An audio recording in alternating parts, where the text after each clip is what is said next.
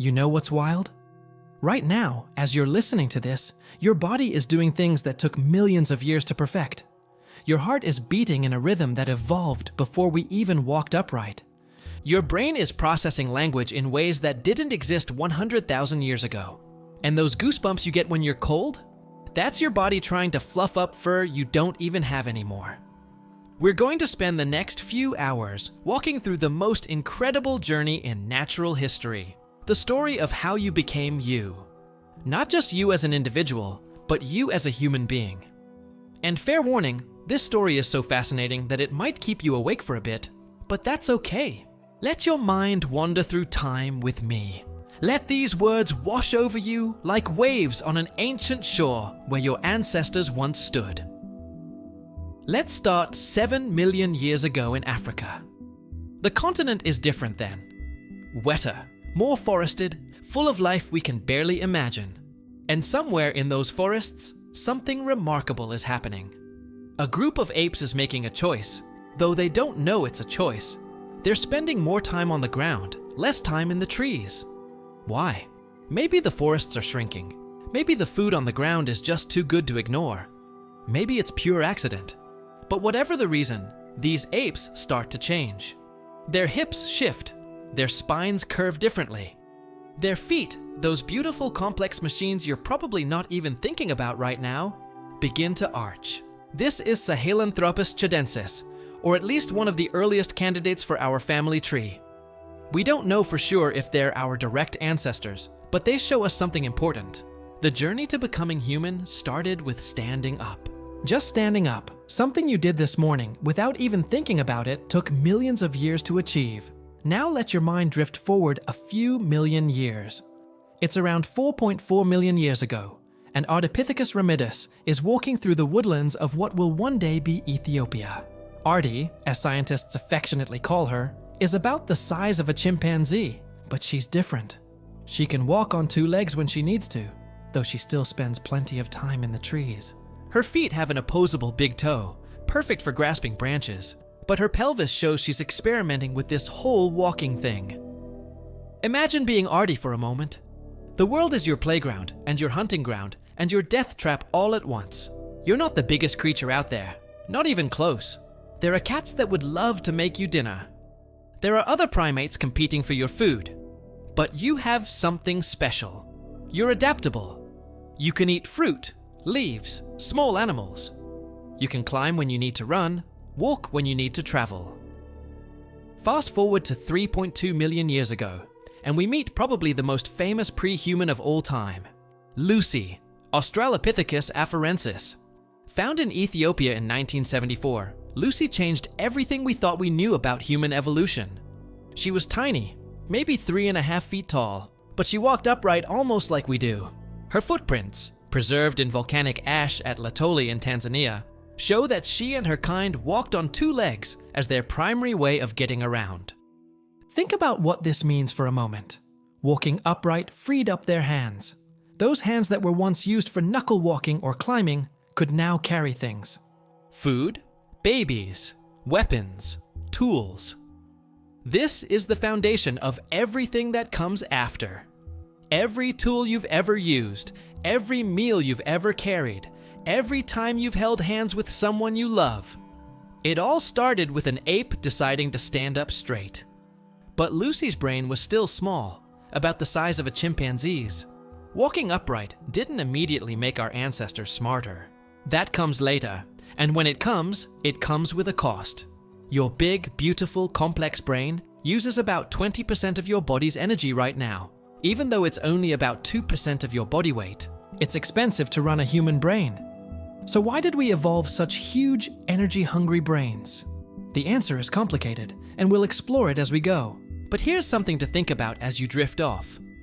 Every thought you have, every memory you cherish, every dream you dream tonight is possible because millions of years ago, an ape stood up and freed their hands to do more than just survive.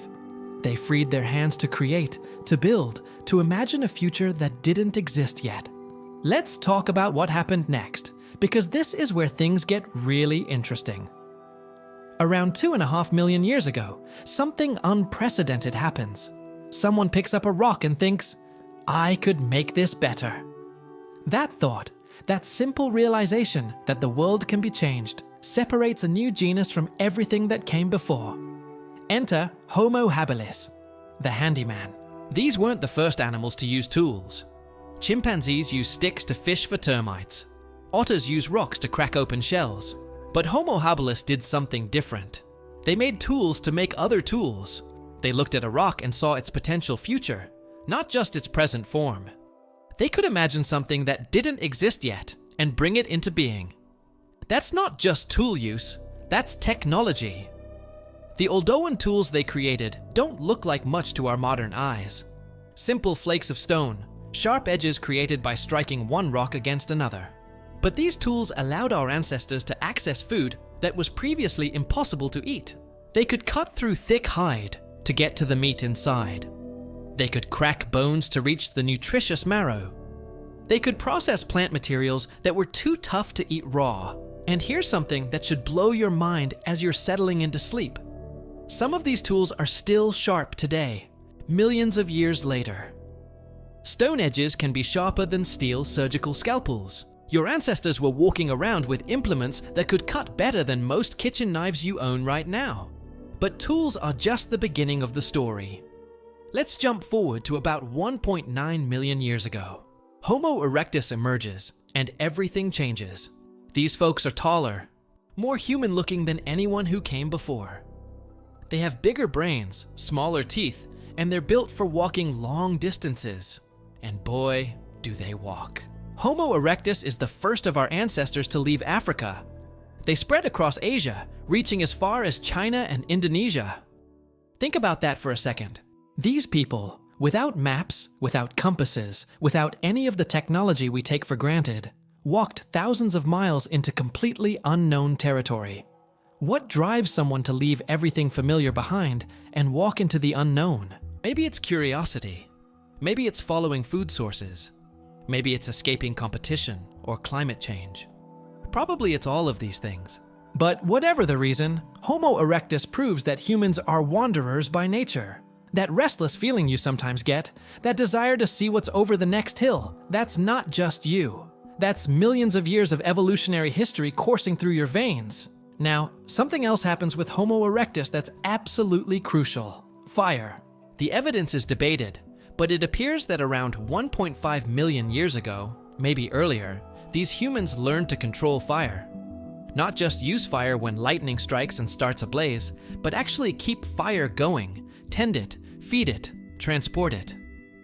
Imagine being the person who first figured this out. Fire meant warmth in cold nights. It meant protection from predators whose eyes gleamed at the edge of the darkness, but who wouldn't cross that magical barrier of light and heat. It meant cooked food, which is easier to digest and provides more calories than raw food. Some scientists think cooking food is what allowed our brains to grow even larger, because we could extract more energy from our meals without having to spend all day chewing like gorillas do. But fire meant something else too. Something perhaps even more important. Fire meant gathering. You can't take fire with you everywhere. You have to stay near it, tend it, come back to it. So fire created a home base, a place to return to at the end of the day. And around that fire, something magical happened. People talked. They shared stories. They taught the young ones. They planned for tomorrow. Language probably evolved gradually over millions of years. But fire gave us a stage for it. The flickering light creating shadows on ancient faces, the warmth keeping everyone close, the food cooking slowly, giving everyone time to just be together. Your evening social media scrolling, your dinner table conversations, your late night heart-to-hearts, they all echo those original fireside gatherings.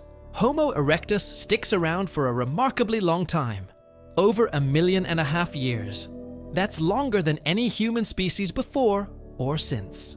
They're successful, adaptable, capable. They craft better tools as time goes on, developing what's called Herculean technology. Hand axes that are surprisingly sophisticated, some of them beautifully symmetrical. Some archaeologists think these tools were so well made that they went beyond pure function into the realm of art, though that's heavily debated. Here's something to ponder as your breathing slows and deepens. Homo erectus children played. just like children today. They learned from their parents, made mistakes, laughed, cried, felt joy and fear. They weren't that different from us in their daily lives. They woke up in the morning, probably groaned a bit like you do, went about their day finding food and water, socializing with their group, and returned at night to sleep under the same stars you can't see right now, but which are still up there, ancient and unchanging. Now we're going to skip ahead a bit, but don't worry about remembering exact dates. Let time become fluid, the way it feels when you're drifting between waking and sleeping. Around 700,000 years ago, maybe earlier, new species of humans are evolving. The family tree gets complicated here, branches splitting off in different directions, some leading nowhere, some leading to us. And one branch leads to the Neanderthals, Homo neanderthalensis, who will dominate Europe and parts of Asia for hundreds of thousands of years. Another branch leads to the Denisovans, mysterious cousins we barely know, identified mostly from fragments of bone and teeth found in a Siberian cave. And another branch, around 300,000 years ago in Africa, leads to us, Homo sapiens, anatomically modern humans. But here's the thing that most people don't realize. For most of our existence as a species, we weren't that special. For over 200,000 years, early Homo sapiens lived in Africa, and they didn't do anything particularly remarkable. They made tools similar to their ancestors. They hunted and gathered. They survived. But they didn't take over the world. Not yet. What changed? That's one of the biggest mysteries in paleoanthropology. Around 70,000 years ago, something happens.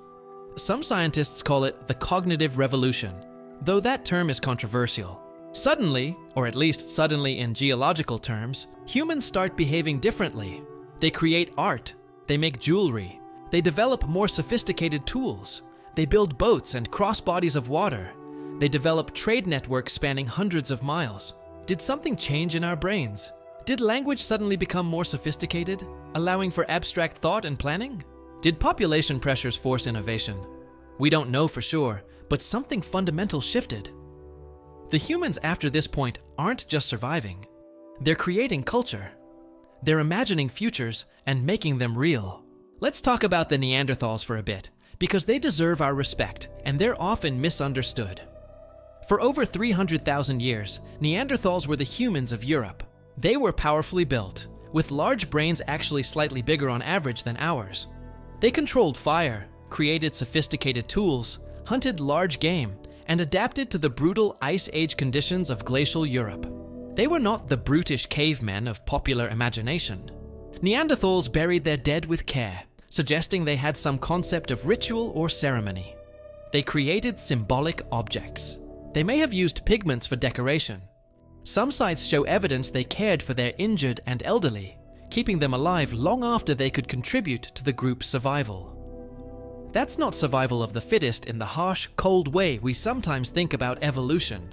That's compassion. That's humanity in a broader sense. When Homo sapiens finally left Africa in large numbers around 60,000 to 70,000 years ago, they encountered the Neanderthals. And here's where the story gets really personal, literally. They didn't just encounter them, they interbred with them. Today, if you have ancestry from outside of Africa, roughly 1 to 2% of your DNA comes from Neanderthals. They're not extinct in the way we usually think of extinction. They're living on in you, in me, in billions of people. Those Neanderthal genes you might be carrying aren't random either. Some of them affect your immune system, helping you fight off diseases. Some affect your skin and hair. Some might even affect your mood and behavior. The ancient past isn't past at all. It's written in every cell of your body. The same is true for Denisovans, those mysterious cousins we barely know. People from Southeast Asia, Oceania, and other regions carry Denisovan DNA. One Denisovan gene, common in Tibetans, helps them live at high altitudes where oxygen is scarce. A gift from extinct relatives, allowing their descendants to thrive in one of Earth's harshest environments. But something happened that led to Neanderthals and Denisovans disappearing as distinct populations, while Homo sapiens spread across the entire globe. Why? This question has haunted archaeologists for decades. Was it competition for resources? Did sapiens have some advantage in technology or social organization? Was it climate change, disease, violence, interbreeding to the point of absorption? Probably it was all of these things in different places at different times. Evolution doesn't have a plot. There's no villain in this story. The last Neanderthals, living on Gibraltar around 40,000 years ago, weren't defeated in some epic battle.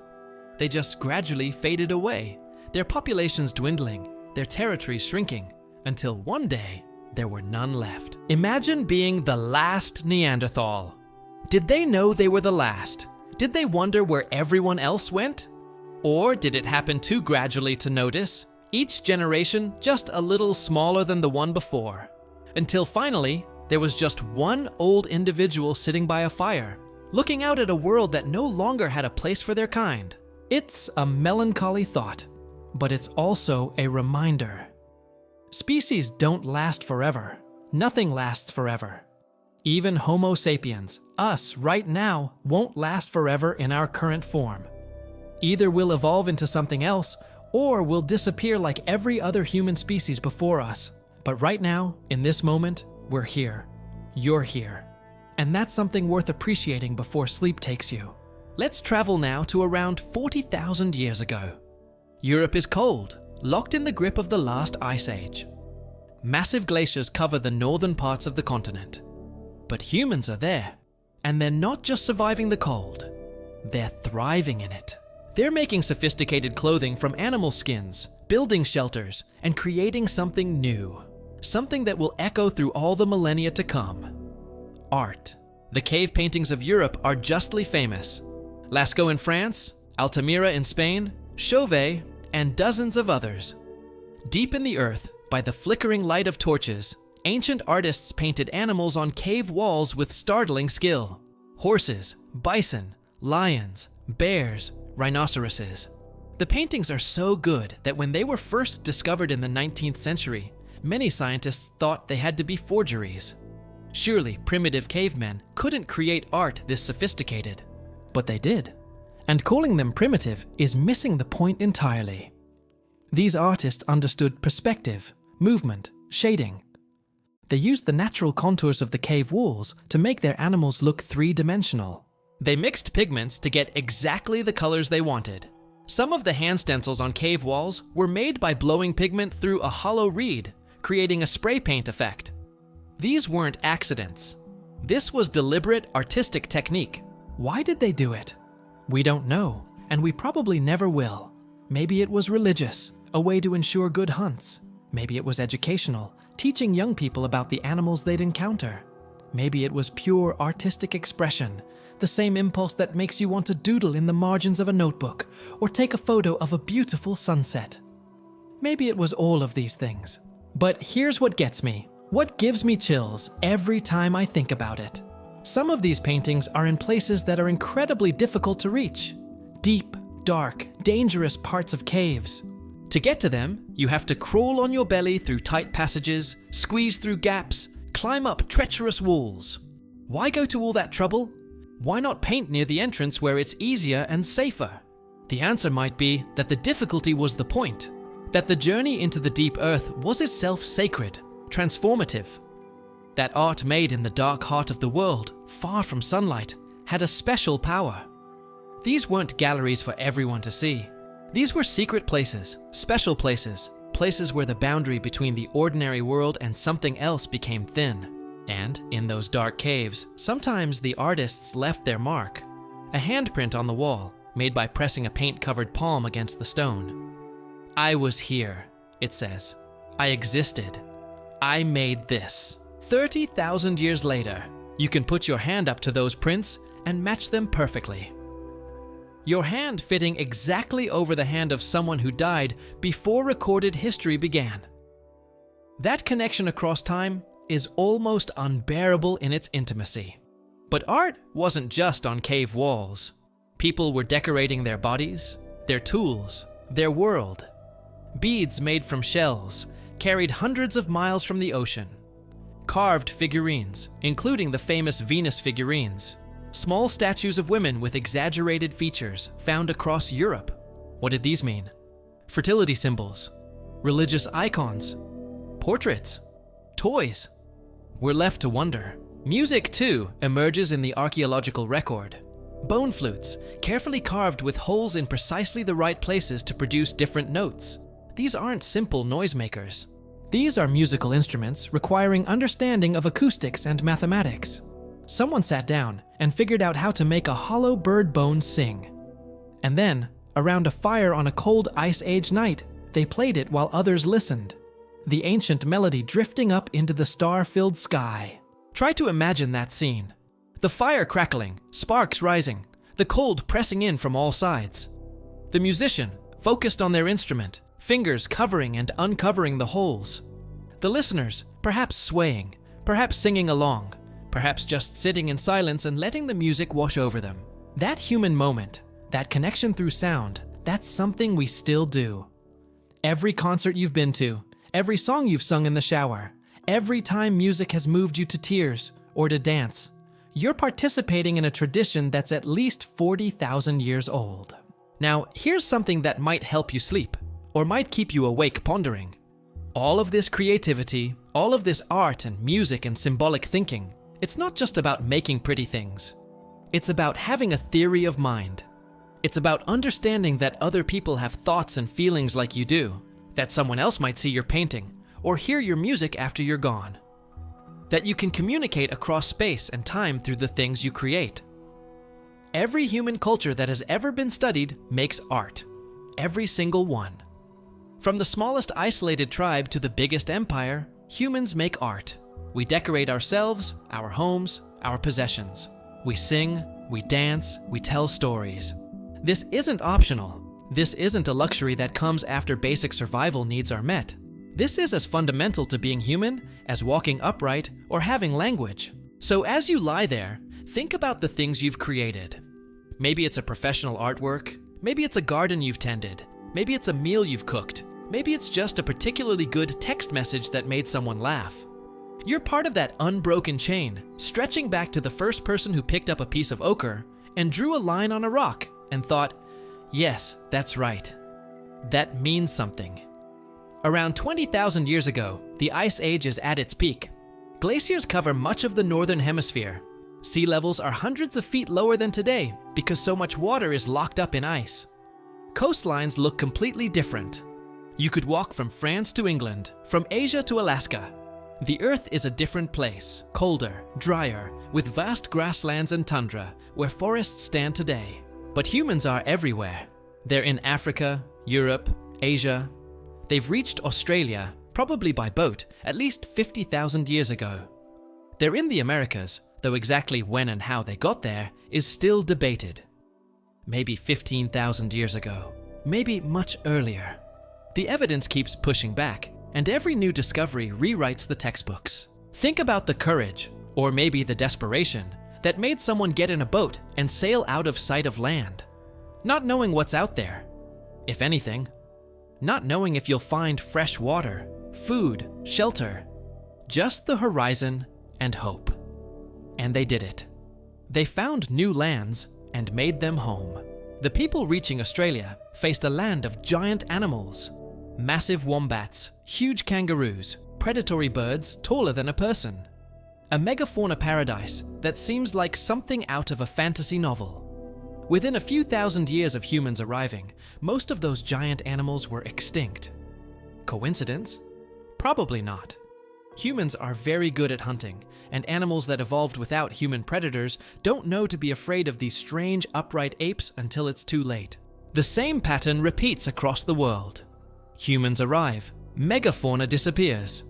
It happens in Australia, the Americas, Madagascar, New Zealand. Not immediately, not everywhere at once, but the correlation is hard to ignore. We've been changing ecosystems since we first figured out how to hunt effectively.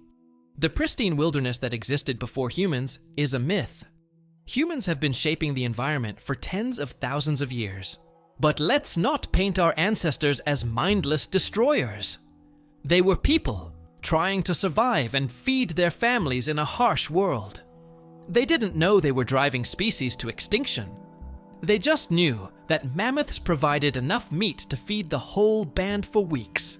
that giant sloths were slow and easy to kill. They made rational decisions based on the information they had, just like we do today. And here's something beautiful about these Ice Age people. They cared for each other. We find skeletons of people who lived years or decades with serious injuries or illnesses. A broken leg in the Ice Age should be a death sentence. You can't keep up with the group. You can't hunt or gather. You're useless in the harsh arithmetic of survival. But people survived broken legs. They survived losing teeth. They survived going blind. Someone had to care for them. Feed them, carry them if necessary. That's not survival of the fittest. That's love. There's a Neanderthal skeleton with evidence of multiple injuries, including one that would have made them unable to chew. They lived for years after that injury. Someone had to pre-chew their food for them, baby bird style, day after day, year after year. Why? Because that's what families do. Because that's what it means to be human, in the broadest sense. We take care of our own, even when it's hard, even when it doesn't make cold, logical sense. As you're lying there, maybe think about the people who've cared for you when you couldn't care for yourself. When you were sick, injured, too young, too old, too tired. Someone fed you, changed you, carried you. That's a chain stretching back to the Ice Age and beyond. That's evolution not as competition, but as cooperation. We survived not because we were the strongest or the fastest, but because we cared for each other. Now, the Ice Age doesn't last forever. Around 11,700 years ago, it ends. The climate warms. The glaciers retreat. Sea levels rise, drowning coastal areas where people had lived for thousands of years. The change happens over centuries, fast enough to be traumatic, but slow enough that no single person notices the world changing. Just like today, really. The megafauna that survived human hunting mostly can't survive the climate change. Mammoths, those icons of the Ice Age, disappear from most of the world. A few populations hang on in isolated pockets. The last mammoths, living on a remote Arctic island, die out around 4,000 years ago. That's not prehistory. That's during the Bronze Age. The Egyptians were building pyramids, while mammoths still walked the earth. Time is weird like that. With the Ice Age ending, something new becomes possible. Something that will change everything about how humans live. Agriculture. For the entire history of our species up to this point, we've been hunter-gatherers, moving with the seasons, following animal herds, gathering wild plants. It's not an easy life, but it's not terrible either. Studies of modern hunter-gatherer societies suggest they work fewer hours than farmers and have more varied diets. They're healthy, strong, with straight teeth and strong bones. But around 10,000 years ago in the Fertile Crescent, maybe earlier in other places, people start doing something weird. They start planting seeds. Not just gathering wild grains, but deliberately cultivating them. They start tending animals, not just hunting them. They settle down in one place because crops need tending and can't be abandoned. This is the Neolithic Revolution, though revolution might not be the right word. It happens slowly, over thousands of years, and it's not obviously better than hunting and gathering. Early farmers work harder, eat worse, and die younger than their hunter-gatherer ancestors. Their teeth rot from eating grain. Their bones show signs of malnutrition and heavy labor. Diseases spread more easily when people live in close quarters with each other and with domesticated animals. So why farm at all? Maybe it wasn't a choice. Maybe populations had grown too large for hunting and gathering to support. Maybe climate change made wild food sources less reliable. Maybe once a few people started farming, everyone else had to follow or get left behind. Or maybe there were benefits we don't immediately see. Farmers could have more children because they didn't need to carry them while traveling. They could store food for bad times. They could build permanent homes. Whatever the reasons, farming spreads. Not because conquerors force it on people, though that happens sometimes, but because farmers have more children than hunter-gatherers. Over generations, farmer populations grow and expand, gradually replacing or absorbing forager populations. The genes tell this story. Most Europeans today descend from farmers who migrated from the Near East, not from the original European hunter-gatherers, though there's mixing between the groups. The first crops are barley, wheat, lentils, chickpeas in the Fertile Crescent, rice in China, corn, squash, and beans in Mesoamerica, potatoes in the Andes. All over the world, independently, people figure out farming. Not because they share information. The Americas are completely isolated from Eurasia until 1492. But because humans everywhere have the same clever brains and face similar challenges. And with farming comes something unexpected: inequality. Hunter-gatherers are generally egalitarian. Everyone contributes, everyone eats. There might be respected elders or skilled hunters, but there's no kings, no nobility, no permanent class of people who don't have to work for their food. But farmers can accumulate surplus. They can store grain, own land, inherit wealth. For the first time in human history, some people can live off the work of others. The first cities emerge from farming villages. Jericho, one of the oldest, is settled around 10,000 years ago. It's not big by our standards, maybe a few thousand people, but it's a city. Permanent buildings, walls for defense, specialized craftspeople who don't farm but trade their goods for food. The pattern repeats everywhere farming takes hold. Villages become towns, become cities. Writing appears, probably first in Mesopotamia, around 5,000 to 400 years ago, though other places develop it independently. First it's just accounting, keeping track of grain stores and animal herds. But gradually it becomes more. Laws, stories, letters, poetry. For the first time, human thoughts can be preserved perfectly across time. Before writing, knowledge was passed down orally, changing with each telling. Now it could be frozen, unchanging, eternal. Let your mind wander through an ancient library. The clay tablets of Mesopotamia, pressed with wedge-shaped cuneiform characters. The papyrus scrolls of Egypt, covered with elegant hieroglyphs. Someone wrote these thousands of years ago, and their exact words survived. We can read what they wrote and hear their voice speaking across the millennia. Some of what they wrote is mundane. Tax records, contracts, receipts. But some of it is gloriously human. Love poems, letters from worried mothers to absent sons. Jokes, complaints about poor service. Medical textbooks, astronomical observations, mathematical proofs. A Sumerian student writes to his parents complaining about his teacher, and you can feel the universal frustration of a kid who just wants to be understood. The Epic of Gilgamesh, one of humanity's oldest stories, talks about friendship, mortality, the search for meaning. Gilgamesh, the mighty king, goes on a quest for immortality after his best friend dies. He fails. There is no immortality, the story tells us. We all die, but the story survives. Gilgamesh achieves immortality not through magical herbs, but through the tale told about him, written down and preserved. The story is the immortality. As you drift towards sleep, think about the stories that have shaped you. Books you've read, movies you've seen, tales your parents or grandparents told you. You're part of that tradition, that web of stories connecting every human who ever lived. Tomorrow you'll tell stories too, even if it's just recounting your day to a friend. You're keeping the tradition alive. But back to the rise of civilization. With cities comes specialization. Not everyone has to farm anymore. Some people can be full-time craftspeople, priests, soldiers, scribes, merchants. This allows for innovations impossible when everyone's focused on getting enough to eat. Metalworking develops, copper, then bronze, finally iron. The wheel is invented, and suddenly transportation becomes easier. Mathematics advances beyond basic counting.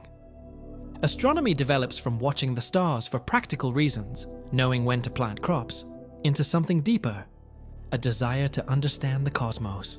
Different civilizations rise and fall. Sumer, Akkad, Babylon, Assyria in Mesopotamia. The Egyptian dynasties lasting thousands of years, so long that ancient Egyptians themselves looked back at the pyramids as ancient ruins from a distant past. The Indus Valley Civilization in Pakistan and India, with planned cities, standardized weights and measures, and a writing system we still can't decipher. The Shang dynasty in China, the Olmecs in Mexico, the Norte Chico civilization in Peru. Each develops their own solutions to universal problems. How to organize large groups of people, how to distribute food, how to settle disputes, how to explain the world and our place in it. They develop different languages, different writing systems, different gods, different social structures. The diversity of human cultures is staggering. We're all the same species, but we've found thousands of ways to be human.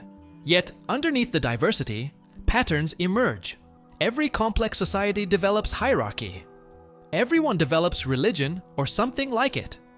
Everyone creates art, music, architecture. Everyone has rules about marriage, inheritance, violence. The specifics differ wildly, but the broad strokes are similar. We're all working with the same basic human nature, shaped by millions of years of evolution, trying to make sense of the world and our place in it. Trade networks span continents. Obsidian from Turkey is found in settlements hundreds of miles away. Shells from the Red Sea end up in Mesopotamian cities. Later, silk from China travels the famous Silk Road to Rome. Spices from India are worth their weight in gold. Trade isn't just about goods, it's about ideas. Technology spread along trade routes. Stories spread. Genes spread as merchants marry into distant communities. The world becomes more connected, slowly, gradually. But large parts of it remain isolated. Australia and Tasmania are cut off when rising seas drown the land bridges. The Americas develop complex civilizations completely independent of Eurasia. When Europeans finally arrive in 1492, it's like two separate experiments in human civilization suddenly meeting. The results are transformative and often tragic. But we're getting ahead of ourselves. Let's stay in the ancient world a bit longer, in that time when empires rose and fell, when Bronze Age palaces dominated the Mediterranean, when pharaohs built monuments meant to last forever, when Chinese emperors first unified vast territories under single rule. Around 3,200 years ago, something catastrophic happens. The Bronze Age Mediterranean is a network of interconnected civilizations. Egypt, the Hittites in Anatolia, Mycenaean Greece, the Assyrians, coastal trading cities in the Levant. They trade with each other, fight with each other, marry into each other's royal families. It's a complex, sophisticated international system, and then it collapses. Almost overnight in historical terms. Cities are burned, palaces are destroyed, trade routes are abandoned. Writing disappears in some places, not to return for centuries. This is the late Bronze Age collapse, and historians still argue about what caused it. Earthquakes, drought, internal rebellions? Mysterious invaders called the Sea Peoples, mentioned in Egyptian texts but never clearly identified? Probably it's all of these things creating a cascade of failures. When systems are tightly connected, they're vulnerable to shocks. One kingdom falls and can't trade with its neighbors, who then can't get the tin they need for bronze, so their weapons production fails, making them vulnerable to attack, and on and on. The Bronze Age system was interdependent, and interdependence can be fragile. Out of the ashes, something new emerges: iron. Bronze requires copper and tin especially is rare, only found in a few places. Control of tin means controlling Bronze Age economies. But iron ore is common, found almost everywhere. Iron is harder to work than bronze, requiring higher temperatures and different techniques. But once you figure it out, you can arm much larger armies because you're not limited by access to rare tin sources. The Iron Age begins, and with it, new empires. Assyria rises to dominate the Near East with unprecedented brutality. They pioneer terror tactics, deporting conquered populations, displaying graphic reliefs showing the fate of rebels. They're effective. We'll give them that. Their empire stretches from Egypt to Persia. But it's built on fear, and when it falls completely. Enemies burn their capital so thoroughly that its location is lost for millennia. Babylon rises again under Nebuchadnezzar, building the famous Hanging Gardens, one of the 7 wonders of the ancient world. Persia conquers everything from Greece to India, creating the largest empire the world has yet seen. The Achaemenid Persians are more tolerant than the Assyrians, allowing conquered peoples to keep their customs and religions as long as they pay taxes and don't rebel. It's effective. The empire lasts over 2 centuries. In China, the Warring States period is an era of constant conflict but also incredible intellectual flowering. Confucius, Laozi, Sun Tzu, their ideas shape Chinese civilization for millennia. The First Chinese Empire unifies the Warring States under the Qin dynasty. They standardize writing, weights, measures, and begin building the Great Wall. It's brutal work, and the dynasty doesn't last long, but the idea of unified China survives. In India, the Mauryan Empire unifies much of the subcontinent. Emperor Ashoka, after witnessing the carnage of his own conquests, converts to Buddhism and rules according to Dharma, erecting pillars across his empire, proclaiming policies of tolerance and non-violence. It's an early example of a ruler having something like a crisis of conscience, questioning whether power and conquest are really worth the human cost. Greece is fragmented into city-states, never unified, often fighting each other. But intellectually, they're giants. Democracy in Athens, philosophy, drama, mathematics, medicine.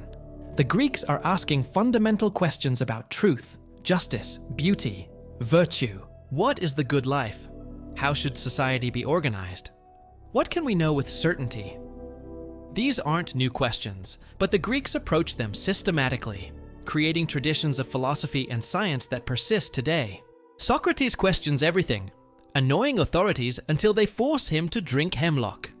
Plato imagines ideal societies and wrestles with the nature of reality. Aristotle categorizes everything, trying to understand the world through observation and logic. Hippocrates tries to understand medicine rationally, looking for natural causes of disease rather than blaming gods or demons. Euclid systematizes geometry into a logical system starting from simple axioms. These Greeks represent something important about human cognition. We can think about thinking. We can question our assumptions. We can try to understand the world not through inherited tradition, but through reason and observation. This is revolutionary. Most societies pass down knowledge unchanged from generation to generation. The Greeks make a habit of questioning received wisdom, and that leads to genuine progress in understanding. Rome starts as a small city-state in Italy, and becomes the dominant power of the Mediterranean through military skill, political organization, and engineering prowess. They build roads, aqueducts, sewers, baths. They create legal systems that influence law to this day. They spread Latin, which evolves into French, Spanish, Italian, Portuguese, Romanian. They spread ideas, technologies, crops, religions across Europe and the Mediterranean. At its height, around 2,000 years ago, the Roman Empire controls territory from Britain to Egypt, from Spain to Syria. Perhaps 50 to 70 million people live under Roman rule, maybe a quarter of the world's population at the time. If you were an educated person in the Mediterranean world, you spoke Latin or Greek, worshipped Roman gods, or increasingly the new religion of Christianity, followed Roman law, used Roman currency. The Pax Romana, the Roman peace, is real for many people. There are conflicts at the borders, but inside the empire, trade flows freely. You could travel from Scotland to Syria using Roman roads, staying in Roman inns, exchanging Roman coins. It's the most connected the world has been to this point. Ideas spread faster than ever before. And speaking of idea spreading, let's talk about religion. The period from about 800 BCE to 200 CE is sometimes called the Axial Age, because several major religious and philosophical traditions emerge independently around the world.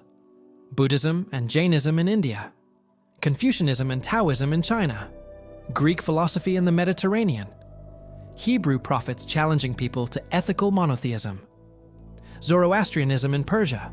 These traditions share some common themes despite developing independently.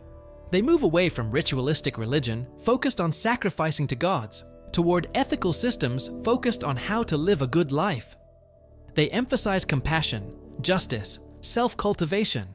They develop concepts of universal morality that applies to all humans, not just your own tribe or city-state. Why does this happen at this time in multiple places simultaneously? Maybe it's because societies are becoming complex enough that simple tribal morality doesn't work anymore. When you live in a city with thousands of people, many of whom you'll never meet, you need ethical systems that go beyond take care of your kin and tribe. You need concepts like justice, fairness, universal human dignity. Christianity emerges in the Roman Empire as a small Jewish sect. Jesus, if he existed as a historical person, was a Jewish teacher in a backwater province. He preaches about the kingdom of God, love, forgiveness, care for the poor. He's executed by Roman authorities, not uncommon for potential troublemakers in a conquered province. That should be the end of the story, except it's not. His followers claim he rose from the dead. They start spreading his teachings, first to other Jews, then to Gentiles. Paul of Tarsus is crucial here, taking what was a Jewish sect and making it accessible to non-Jews. The religion spreads through the Roman Empire, especially among the urban poor and slaves, offering a message of hope and equality in a deeply unequal world. For 3 centuries, Christianity is periodically persecuted. Christians refuse to worship Roman gods or the emperor, which is seen as politically subversive. But persecution doesn't kill the movement. If anything, it makes it stronger. Martyrs become heroes. The church develops organizational structures that survive persecution. And the message that all humans are equal before God, that the meek will inherit the earth, that there's meaning beyond the suffering of this world, resonates powerfully. Then, in 312 CE, Emperor Constantine converts to Christianity before a crucial battle. Whether it's genuine conversion or political calculation, the result is the same. Christianity goes from persecuted sect to official religion of the empire within a generation. Churches are built. Bishops become powerful political figures. Theological debates at church councils become matters of state importance. This changes everything. Christianity will shape European civilization for the next 1,700 years. It preserves learning through the Dark Ages when monasteries keep ancient texts alive. It provides a unifying identity for Europe, even as political fragmentation increases. It justifies crusades, inquisitions, conquests. It inspires art, architecture, music, literature. Love it or hate it, you can't understand European history without understanding Christianity. But let's step back from Europe for a moment and look at what's happening elsewhere. Because Europe isn't the center of the world, despite what European history books sometimes imply. In the Americas, civilizations rise that are as sophisticated as anything in Eurasia. The Maya develop complex writing, mathematics including the concept of zero, precise astronomical observations. Their cities feature massive pyramids, elaborate artwork, intricate water management systems. The Inca in South America build an empire stretching thousands of miles along the Andes. They create a road system rivaling Rome's. They develop agricultural techniques, allowing them to farm on steep mountain slopes. They build Machu Picchu, a city in the clouds that still takes your breath away. They do all this without the wheel, without horses, without iron tools. Different environment, different solutions, same human ingenuity. In Africa, the kingdom of Aksum in Ethiopia becomes a major trading power, converting to Christianity in the 4th century. Great Zimbabwe builds massive stone structures that will give the country its modern name. West African empires like Ghana, Mali, and Songhai control the trans-Saharan gold and salt trade, becoming fabulously wealthy. Mansa Musa's pilgrimage to Mecca in 1324 is so lavish that he crashes economies along the way by giving away so much gold. These aren't primitive societies waiting for Europeans to bring civilization. They're complex, sophisticated civilizations with their own technologies, arts, philosophies, and achievements. The myth of European superiority is just that. A myth and a harmful one. Humans everywhere are equally intelligent, equally creative, equally capable. Differences in technology and power come from geography, resources, historical contingency, not from any innate superiority. Now let's jump forward to around 632 CE. A merchant in Mecca named Muhammad claims to receive revelations from God. He preaches monotheism in a polytheistic society, challenging the established order. He's forced to flee to Medina, but builds a following. By his death, he's united much of Arabia under Islam. And then, something remarkable happens. Within a century, Islamic armies conquer an empire stretching from Spain to India. It's one of the fastest expansions in history. Why so fast? Partly military skill, partly the weakness of the Byzantine and Persian empires exhausted by fighting each other, partly that many conquered peoples prefer Islamic rule to what came before. The early Islamic caliphates are often more tolerant than their predecessors, allowing Christians and Jews to practice their religions while paying a tax. They preserve ancient Greek texts that might otherwise be lost, translating them into Arabic and commenting on them. They develop mathematics, including algebra, an Arabic word. They advance astronomy, medicine, optics, chemistry. They build libraries, universities, architectural marvels.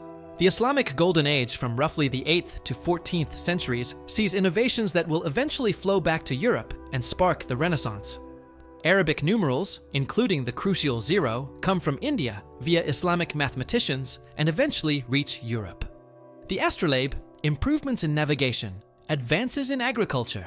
These spread through the Islamic world and beyond. Meanwhile, Europe enters what used to be called the Dark Ages, though historians now recognize that's unfair. Yes, the Western Roman Empire falls. Yes, there's political fragmentation, economic decline, loss of literacy in some areas. But it's not all darkness.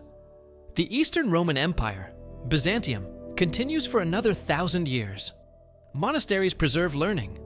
New kingdoms form that will become modern European nations. The medieval period sees innovations too. The heavy plow makes northern European agriculture more productive. Watermills and windmills harness natural energy. Architectural advances lead to Gothic cathedrals, soaring spaces of stone and light that still inspire awe. Universities form, first in Italy, then across Europe. Scholars translate Arabic texts back into Latin, reintroducing ancient Greek philosophy and science.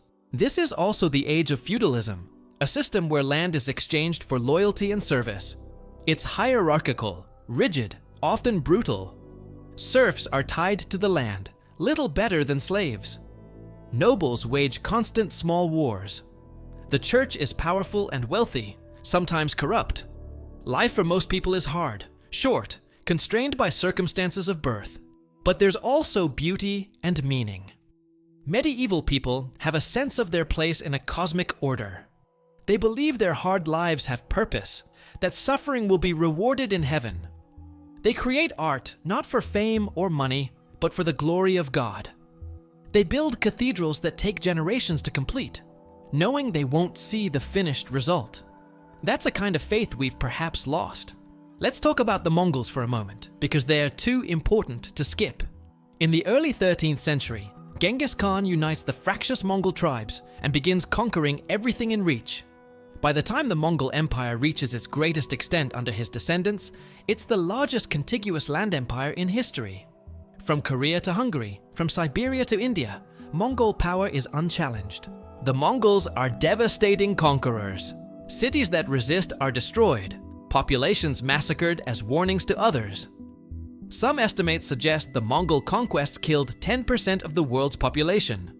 It's genocide on a scale hard to comprehend. But the Mongol Empire also enables the greatest exchange of ideas, technologies, and genes in human history up to that point. The Pax Mongolica, the Mongol Peace, makes travel across Asia safer than it's been in centuries. The Silk Road flourishes. Marco Polo travels from Venice to China and back. Technologies flow along these routes.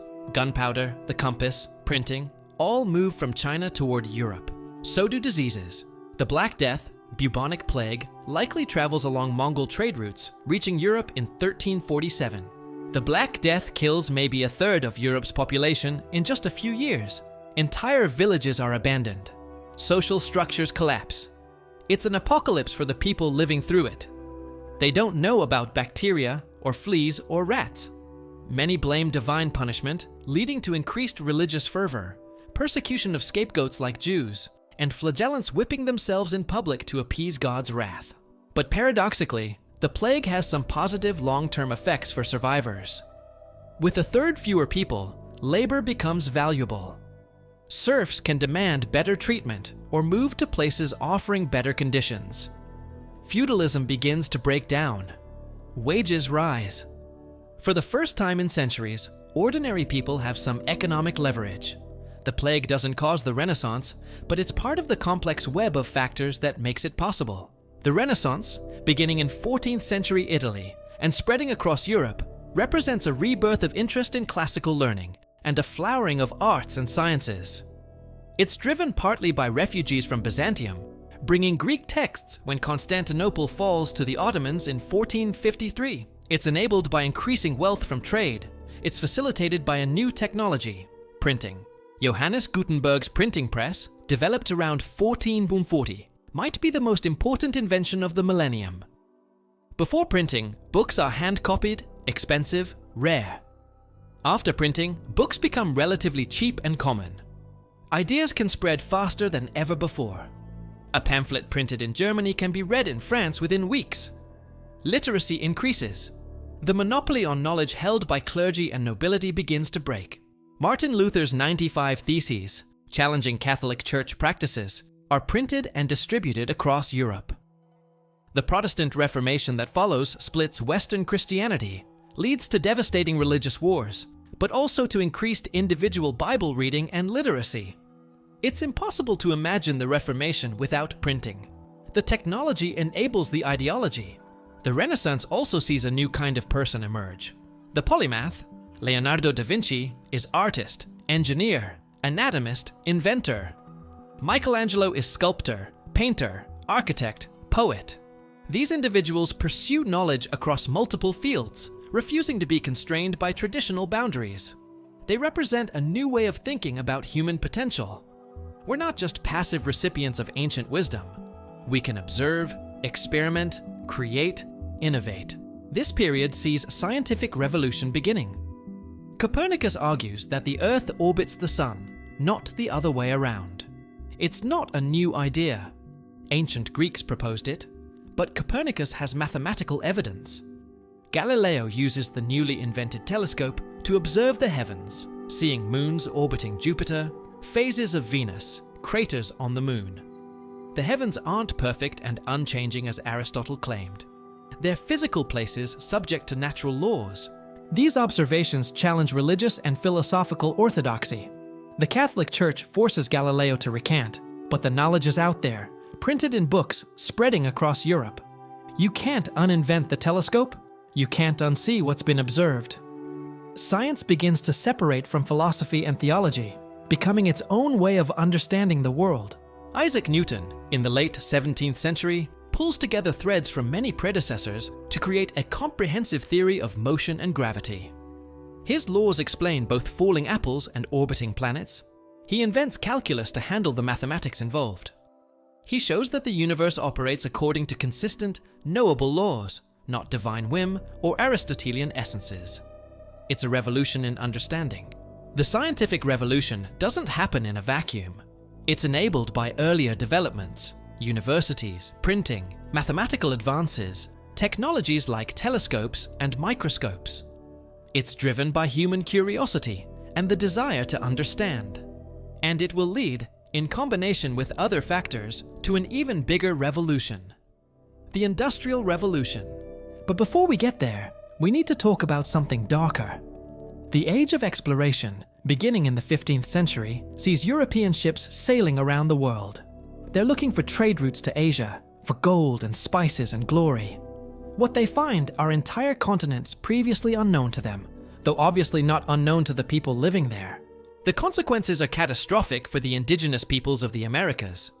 European diseases, smallpox, measles, typhus, kill an estimated 90% of the Native American population within a century of contact. It's the worst demographic disaster in human history. Not intentional genocide mostly, though there's plenty of intentional violence too. Mostly it's disease, against which Native Americans have no immunity because they've been isolated from Eurasian disease pools for thousands of years. Entire civilizations collapse. The Aztec Empire falls to a few hundred Spanish conquistadors, not because the Spanish are superior warriors, but because smallpox kills most of the Aztec population, and their emperor before the Spanish even arrive. The Inca Empire similarly collapses from disease and internal conflict as much as from Spanish conquest. The colonization of the Americas also involves the transatlantic slave trade.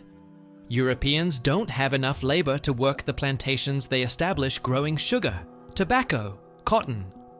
Native Americans are dying from disease. So they turn to Africa, buying slaves from coastal kingdoms and transporting them across the Atlantic in horrific conditions. Perhaps 12 million Africans are forcibly taken to the Americas over 3.5 centuries. Millions die during the Middle Passage. Those who survive face lives of brutal exploitation. This isn't ancient history. The last country to abolish slavery is Brazil in 1888, just 136 years ago. People alive today had grandparents who were slaves or slaveholders. The effects of slavery and colonialism echo through the present in patterns of wealth, power, and prejudice. History isn't something that happened long ago and doesn't matter anymore. We're still living in the world shaped by these events. But humans aren't only capable of cruelty.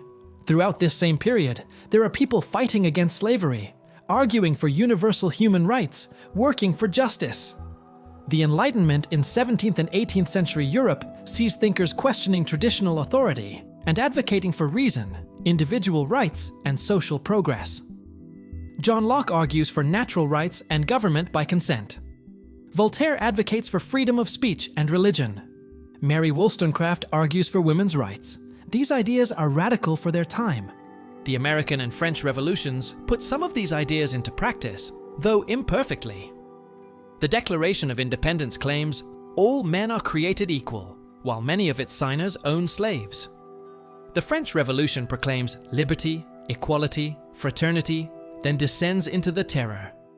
Revolutions are messy, often violent, and don't always live up to their ideals, but the ideals matter. The idea that governments derive their power from the consent of the governed, that individuals have rights governments must respect, that social hierarchies aren't natural and inevitable. These ideas are revolutionary. Democracy spreads gradually, unevenly, with many setbacks. Most countries are still monarchies or empires in 1800. By 1900, more have at least limited democratic institutions. By 2000, democracy is the dominant form of government globally, though often flawed in practice. This represents a massive shift in how humans organize themselves politically. Alongside political revolution comes economic revolution. The Industrial Revolution, beginning in Britain in the late 18th century, transforms how goods are produced. Water-powered then steam-powered machines replace human and animal labor. Factories concentrate production. Coal mining expands to fuel the machines. Iron and later steel production increases dramatically. Railroads connect regions, allowing rapid transportation of goods and people. The changes are profound. For the first time in history, most people move from farms to cities. Traditional ways of life disappear within a generation. The landscape is reshaped by mines, factories, railroads. Urban slums house workers in terrible conditions. Child labor is common. Hours are long, work is dangerous, pay is low. But productivity increases dramatically. Goods that were once luxuries become affordable for ordinary people. Food production increases, supporting larger populations. Medicine advances. Vaccination, anesthesia, antiseptics, eventually antibiotics. Life expectancy begins to rise after being relatively static for millennia. More children survive to adulthood. This is the beginning of the population explosion that will see humanity grow from 1 billion in 1800 to 8 billion today. The Industrial Revolution spreads from Britain to Europe, to North America, to Japan, to the rest of the world. It's uneven. Some countries industrialize quickly, others slowly or barely at all. This creates huge power imbalances. Industrialized nations colonize much of the world in the 19th century. By 1914, European powers control over 80% of the world's land surface. This imperialism is justified by racist ideologies claiming European superiority, but the real advantages are technological and organizational, results of contingent historical factors, not innate differences. Let your mind rest on this for a moment. The world in 1900 is utterly transformed from 1700. People travel in trains and steamships instead of on horses and sailing vessels. They communicate by telegraph across continents. They work in factories lit by electric lights. They live in cities of millions instead of villages of hundreds. They read mass-produced books and newspapers. Their grandparents would barely recognize this world. And the pace of change keeps accelerating. The 20th century sees more change than any previous century. World War I, from 1914 to 1918, kills over 15 million people and destroys 4 empires. The scale of industrial warfare is unprecedented. Machine guns, artillery, poison gas, tanks, airplanes. Entire generations of young men are decimated. The old certainties of progress and civilization are shattered. How can humanity be progressing when it's capable of such barbarity? The Russian Revolution in 1917 creates the first communist state, attempting to put Marxist theory into practice. The Soviet Union will become a superpower, offering an alternative model to capitalism, though one that ultimately fails after 7 decades. The Cold War between communist and capitalist blocs will dominate the second half of the 20th century. Between the world wars, the Spanish flu pandemic kills perhaps 50 million people worldwide, more than died in the war. It's a reminder that microbes remain humanity's deadliest enemies, even as we're learning to fight them. The economic devastation and political instability of this period contribute to the rise of fascism in Europe.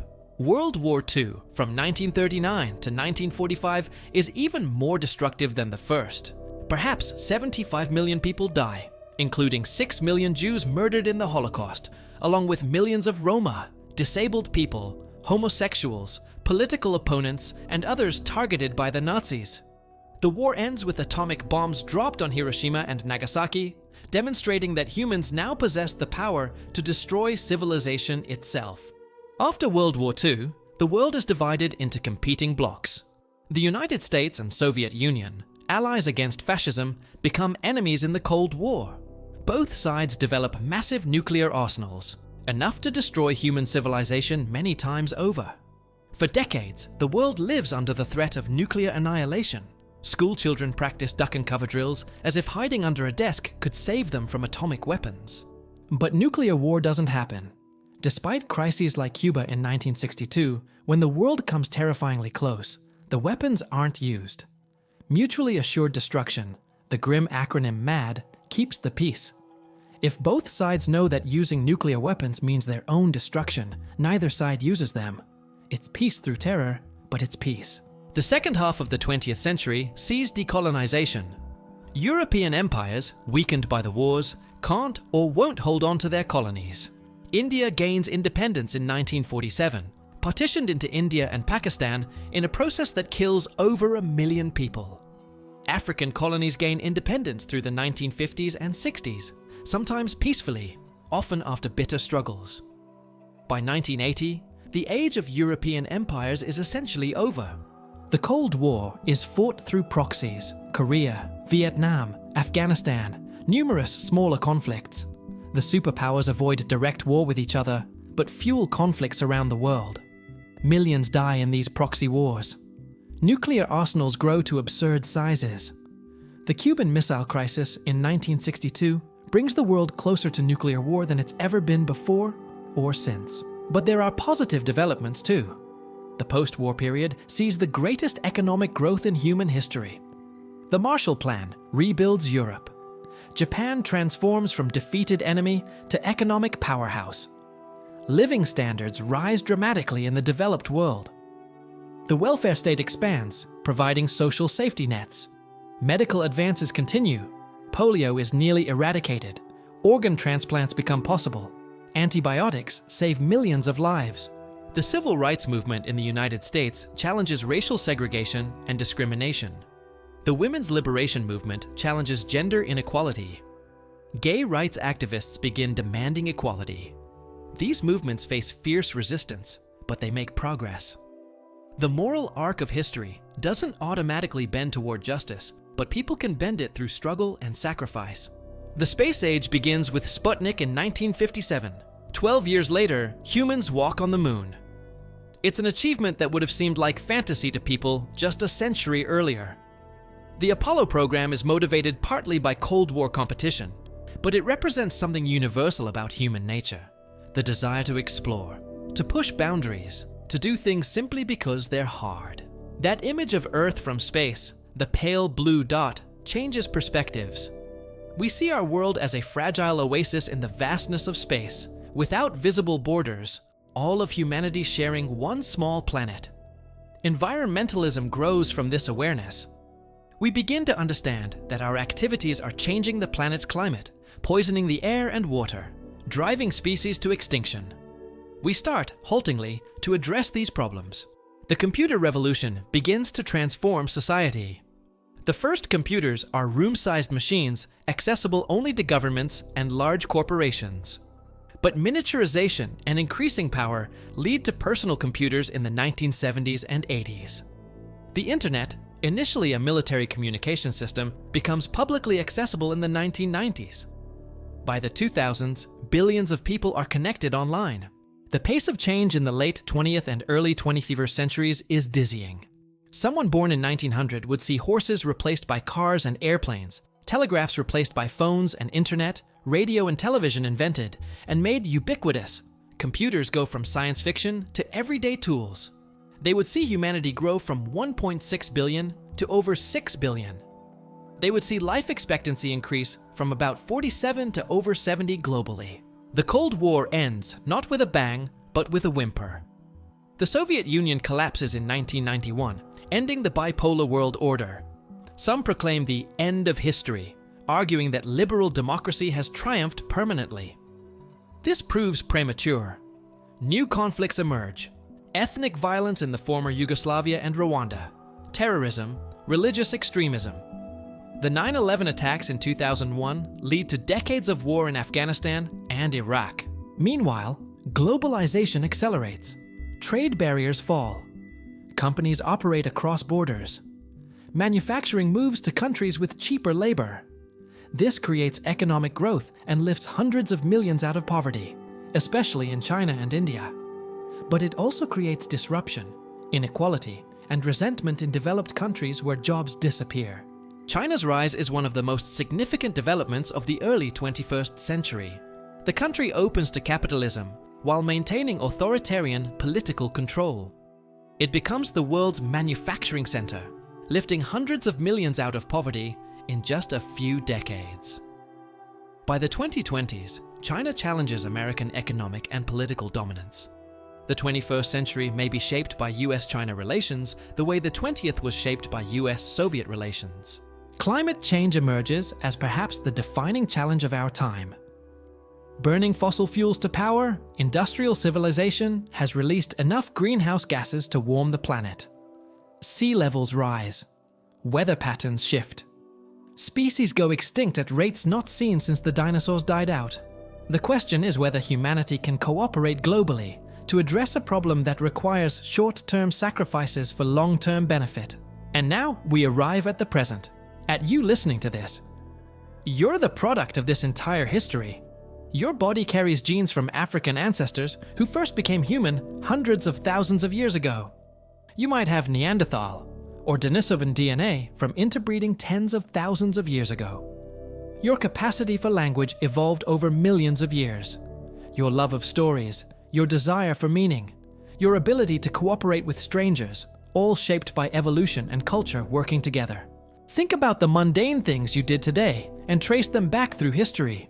You probably woke to an alarm clock, a descendant of medieval mechanical clocks, themselves descendants of ancient water clocks and sundials. You brushed your teeth with a toothbrush, invented in China centuries ago, using toothpaste, formulated with chemistry knowledge developed over millennia. You made coffee or tea, drinks that traveled along ancient trade routes from Ethiopia and China respectively. You got dressed in clothes made from cotton picked by machines, woven in factories, designed using computer software, shipped globally in containers on massive ships. You checked your phone, a device more powerful than the computers that sent humans to the moon, connected wirelessly to a global network of satellites and fiber optic cables. You moved through the world in vehicles powered by refined dinosaur remains, on roads built using Roman engineering principles improved over centuries. Everything around you is the product of millions of years of evolution and thousands of years of accumulated human knowledge.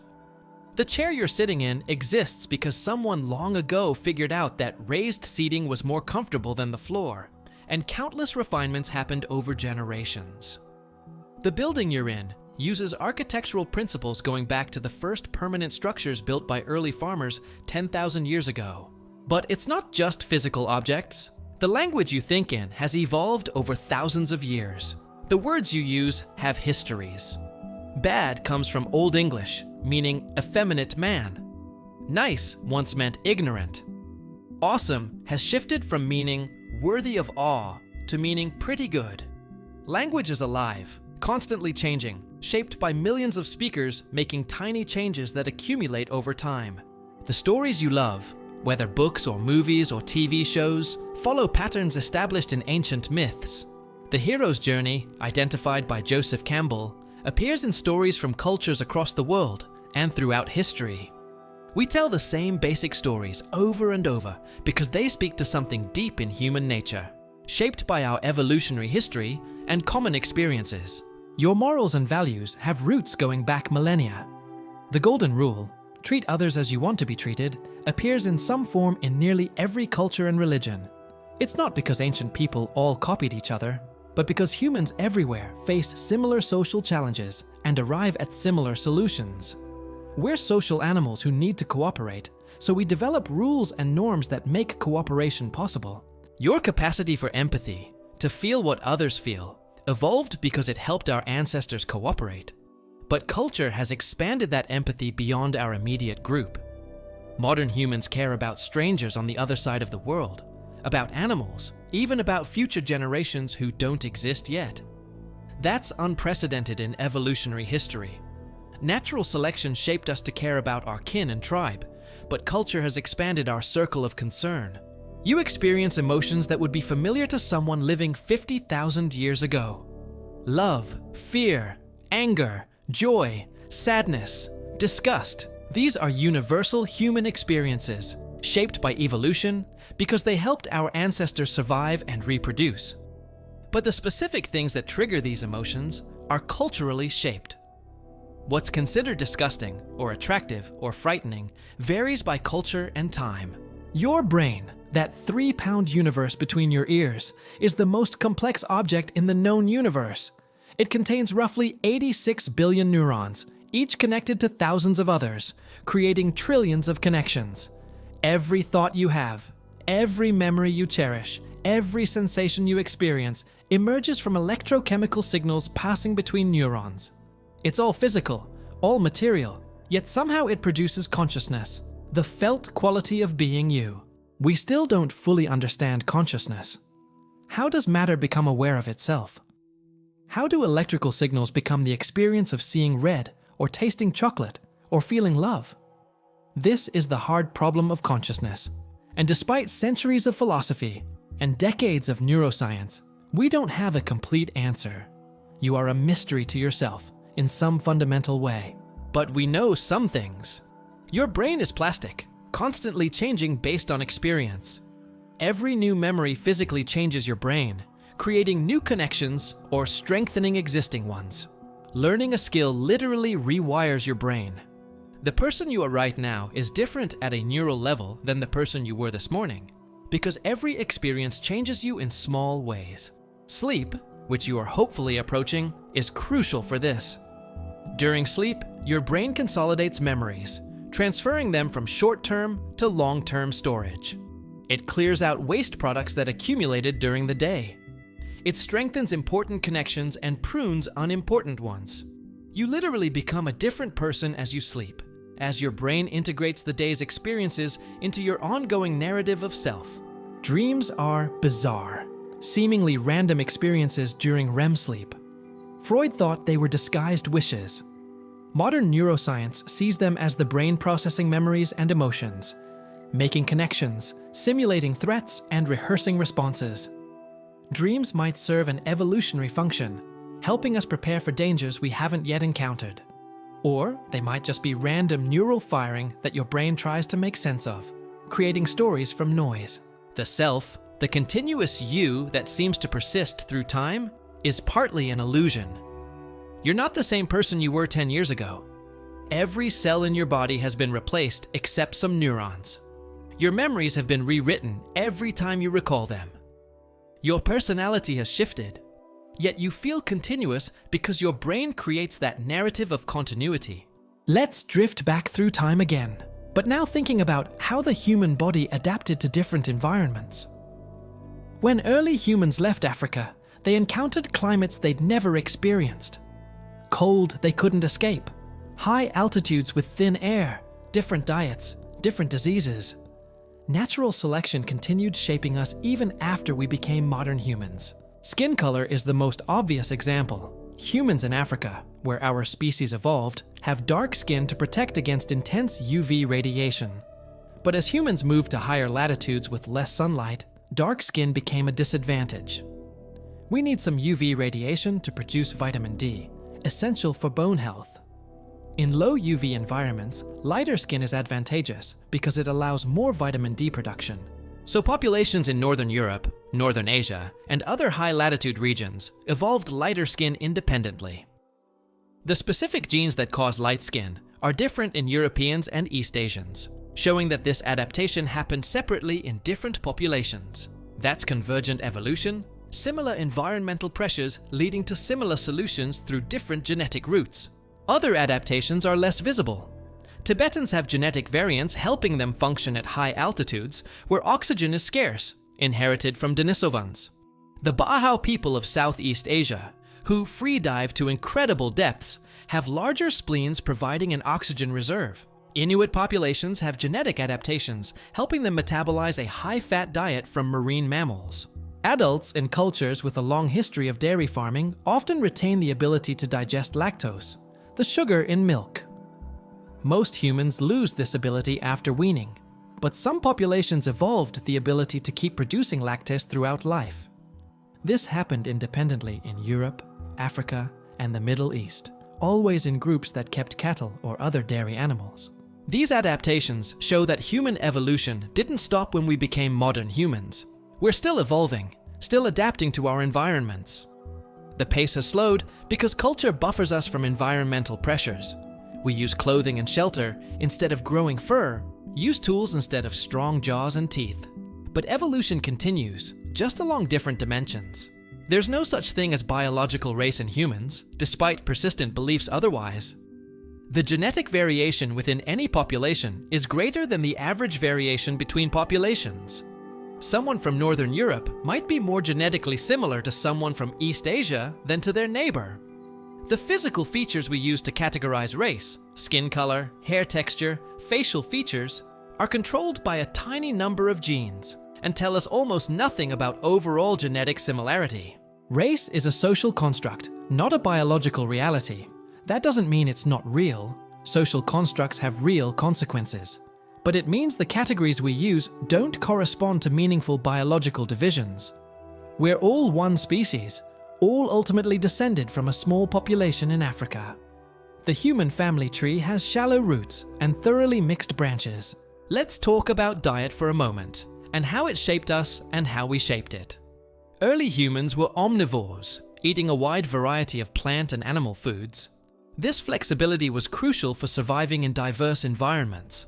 But our diets changed dramatically with agriculture. We began eating more grains, fewer types of foods overall.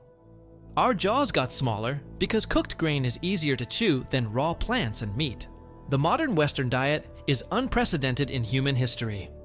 Refined sugars, processed foods, massive amounts of meat and dairy, all available year-round in nearly limitless quantities. Our bodies didn't evolve for this. We evolved for scarcity, not abundance. That's why obesity and diabetes and heart disease are epidemic in modern societies. Our Stone Age bodies are maladapted to our modern environment. But here's something fascinating. Our gut microbiome, the trillions of bacteria living in our digestive system, adapts much faster than we do. These microbes help us digest food, produce vitamins, regulate our immune system. They can change their composition within days based on diet. You're not just one organism, you're an ecosystem, and most of the cells in your body aren't even human. The microbes in your gut are descendants of microbes that have lived in human guts for millions of years, passed from mother to child at birth and through close contact. But they're also influenced by diet, antibiotics, environment. Modern humans have less diverse gut microbiomes than hunter-gatherers, possibly contributing to autoimmune diseases and allergies. We're still learning how important these invisible passengers are to our health. Diseases have shaped human evolution significantly. Populations exposed to malaria for many generations evolved various genetic defenses, like sickle cell trait. Having one copy of the sickle cell gene protects against malaria, though having two copies causes sickle cell disease. It's a trade-off, but in malaria-prone regions, the benefit outweighs the cost. The Black Death in medieval Europe might have increased frequency of a gene variant that protects against HIV. Smallpox exposure over centuries might have influenced immune system genes. Our evolutionary history is written in our diseases and in our defenses against them. We carry scars from epidemics that killed our ancestors, in the form of genes that helped survivors resist. And now, in the modern world, we've changed our relationship with disease dramatically. Vaccines train our immune systems without us having to survive the disease. Antibiotics kill bacterial infections that would have been death sentences a century ago. We've eradicated smallpox entirely and nearly eliminated polio, measles, many other diseases that killed millions throughout history. This is unprecedented. For all of human history, disease was something to endure or die from. Now, for the first time, we can prevent or cure many diseases. Life expectancy has doubled in many countries. Child mortality has plummeted. These are among the greatest achievements in human history, yet we often take them for granted. But we face new challenges. Antibiotic resistance is growing as bacteria evolve faster than we develop new drugs. Diseases jump from animals to humans as we encroach on wildlife habitats. HIV from primates, COVID-19 likely from bats, countless others. Our globalized world allows diseases to spread faster than ever. The 1918 flu took months to circle the globe. COVID-19 took weeks. Let's think about language again, because it's such a fundamentally human trait and yet so mysterious. When did language emerge? We don't know. It doesn't fossilize. Some researchers think it emerged fairly recently, maybe 100,000 years ago. Others argue for much earlier origins, perhaps even in species predating Homo sapiens. The truth is probably somewhere in between, with basic communication evolving early and more complex language emerging gradually. What we do know is that language is universal. Every human society has language. Children learn language easily without formal instruction, suggesting our brains are specially adapted for it. There are about 7,000 languages spoken today, each with its own sounds, grammar, vocabulary, yet all share deep similarities suggesting they tap into universal features of human cognition. Languages die at an alarming rate. About one language disappears every 2 weeks, as the last speakers die, and younger generations speak only dominant languages like English, Spanish, Mandarin. Each lost language represents a unique way of categorizing and understanding the world. Some languages have dozens of words for snow, others for kinship relations. These aren't just different labels for the same concepts, they're different ways of thinking. The Sapir-Whorf hypothesis suggests language shapes thought, that speakers of different languages literally perceive the world differently. This is controversial and probably overstated in its strong form. But there's evidence for weaker versions. Language does seem to influence how we categorize colors, navigate space, think about time. Your language is part of how you think, not just how you express thoughts you'd have anyway. Writing, appearing only about 5,000 years ago, transforms language from ephemeral to permanent. For the first time, exact words can be preserved across generations unchanged. This allows for accumulation of knowledge in ways not possible with oral transmission. It also creates new forms of art and communication. Poetry, literature, philosophy, science, all depend on writing. But writing has costs too. Oral cultures develop sophisticated methods of memory preservation, like epic poetry with built-in mnemonic devices. Writing makes these skills unnecessary, and they atrophy. Plato worried that writing would weaken memory. He was right, though most people think the trade-off is worth it. We've outsourced some cognitive functions to external storage, freeing our minds for other tasks. Today, we're outsourcing even more to computers. Why memorize facts when you can look them up instantly? Why do mental math when calculators are ubiquitous? Why remember directions when GPS guides you? Critics worry we're making ourselves dependent on technology, that we'll be helpless if it fails. Defenders argue we're freeing cognitive resources for higher-level thinking. The truth is probably that we're changing, not declining. Every generation worries the next is losing important skills, but every generation also develops new capabilities.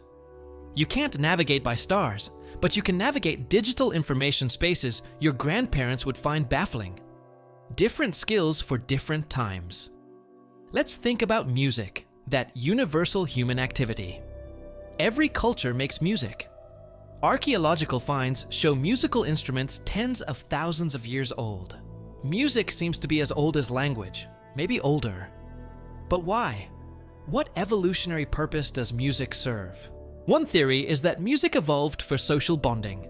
Singing and dancing together synchronizes groups, creates feelings of unity and cooperation. Communities that made music together might have cooperated better, giving them survival advantages. This explains why music is often communal, why it's part of rituals and celebrations. Another theory is that music evolved through sexual selection. Musical ability might signal general fitness, like a peacock's tail. Good musicians attract mates. This would explain elaborate musical displays and virtuosic performances. But it doesn't explain why everyone makes music, not just specialists competing for mates. Probably music serves multiple functions. Lullabies soothe infants. Work songs coordinate labor. War songs motivate warriors. Love songs attract partners. Religious music creates feelings of transcendence. Music is a tool humans use for many purposes, which is why it's persisted and elaborated over millennia. Your brain processes music in complex ways, involving regions for hearing, emotion, memory, movement. Familiar music can trigger vivid memories and strong emotions. Music can reduce pain, alleviate depression, help with neurological disorders like Parkinson's. It's powerful medicine without side effects, freely available to all. Dance is similarly universal and ancient. Every culture dances, though styles vary enormously. Dance might have evolved alongside music for similar reasons: social bonding, sexual selection, ritual purposes. Moving together to a shared beat creates synchrony and unity. It's a form of communication beyond words, expressing emotions and stories through movement. Sports and games are also universal. Every culture has competitive activities testing physical or mental skills. These might have evolved as practice for hunting or fighting. They might serve as safe outlets for competitive urges. They certainly function as entertainment and social bonding. The Olympics trace back to ancient Greece, but the desire to compete and test ourselves is far older. Think about how much time humans spend on activities that don't directly contribute to survival or reproduction. We make art, music, stories, games. We pursue knowledge for its own sake. We contemplate the stars and wonder about our place in the cosmos. These are luxuries our ancestors couldn't afford, possible only because we've solved the basic problems of survival. Or maybe that's wrong. Maybe these activities aren't luxuries but necessities. Maybe humans need meaning as much as we need food and water. Maybe the ability to create meaning, to find significance beyond mere survival, is what makes us distinctively human. Maybe we're not the rational animal or the tool-making animal, but the meaning-making animal. Let's talk about families and relationships, because these are core to human experience across all cultures and times. Humans are intensely social. We need other people not just for survival, but for psychological well-being.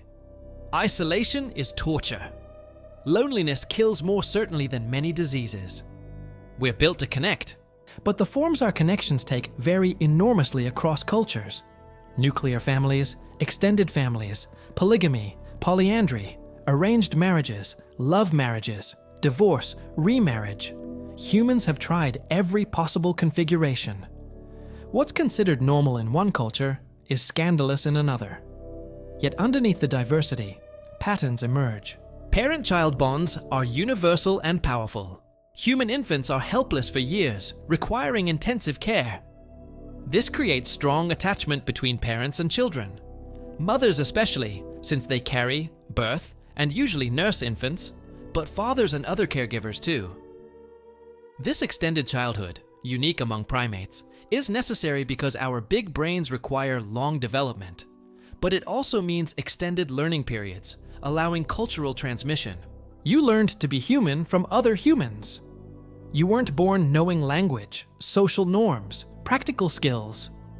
You learned by observing and being taught. This cultural learning is cumulative across generations, allowing humans to accumulate knowledge and skills no single individual could discover in a lifetime.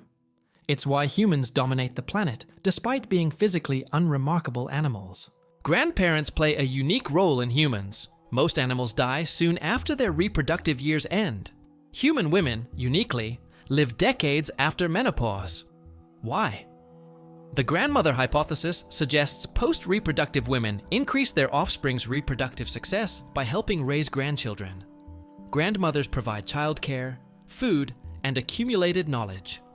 This allows their daughters to have more children more successfully. Romantic love is universal, but takes culturally specific forms. The intense, passionate love celebrated in Western culture might seem strange or even dangerous in cultures emphasizing duty and arranged marriages. But brain imaging shows that people experiencing romantic love, regardless of culture, show activation in the same brain regions associated with reward and attachment. Love evolved through natural selection, like any other human characteristic.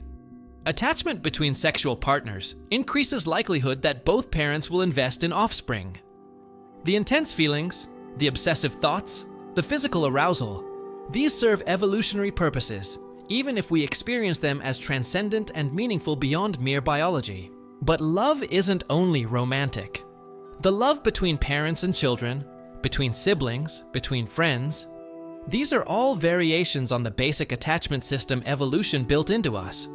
We're hardwired to bond, to care, to sacrifice for those we love. This makes us vulnerable.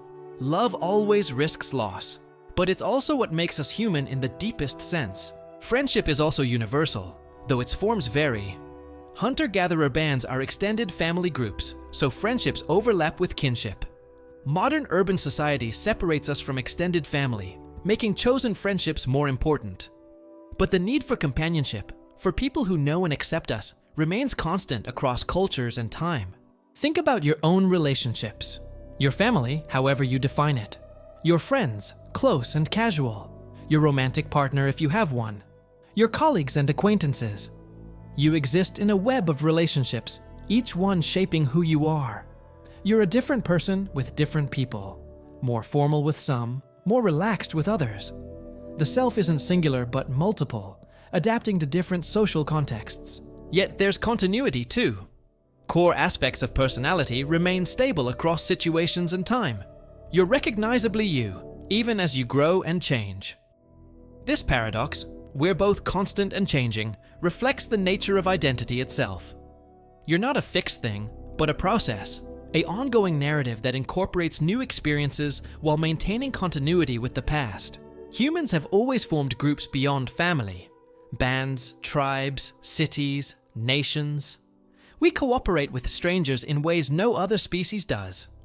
This requires abstract thinking, imagining shared identities and goals. You cooperate with millions of people you'll never meet, connected by nationality, religion, ideology, profession, or just shared humanity. This ability to imagine social realities is unique to humans. Money only has value because we all believe it does. Nations only exist because we believe they do. Laws, corporations, human rights, all are social constructs, existing only in collective human imagination. But that doesn't make them less real. They shape our lives as much as physical reality does. This capacity for collective imagination allows both cooperation and conflict on unprecedented scales. We can work together toward shared goals, building civilizations and achieving marvels. But we can also fight over imagined differences, committing atrocities against those we categorize as other. Nationalism, racism, religious extremism.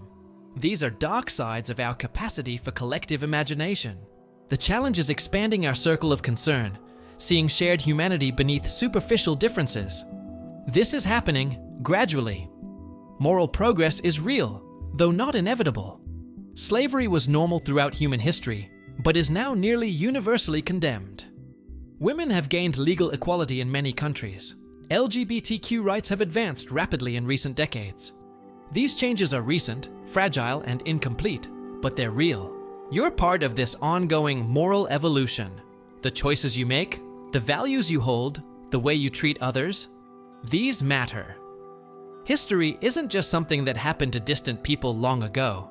You're making history right now, in small ways, by how you choose to live. The future will judge our era by how we handled our challenges, just as we judge past eras by theirs. Let's think about technology and how it has shaped humanity. We often talk about technology as if it's something external, something we use. But really, technology is part of what makes us human.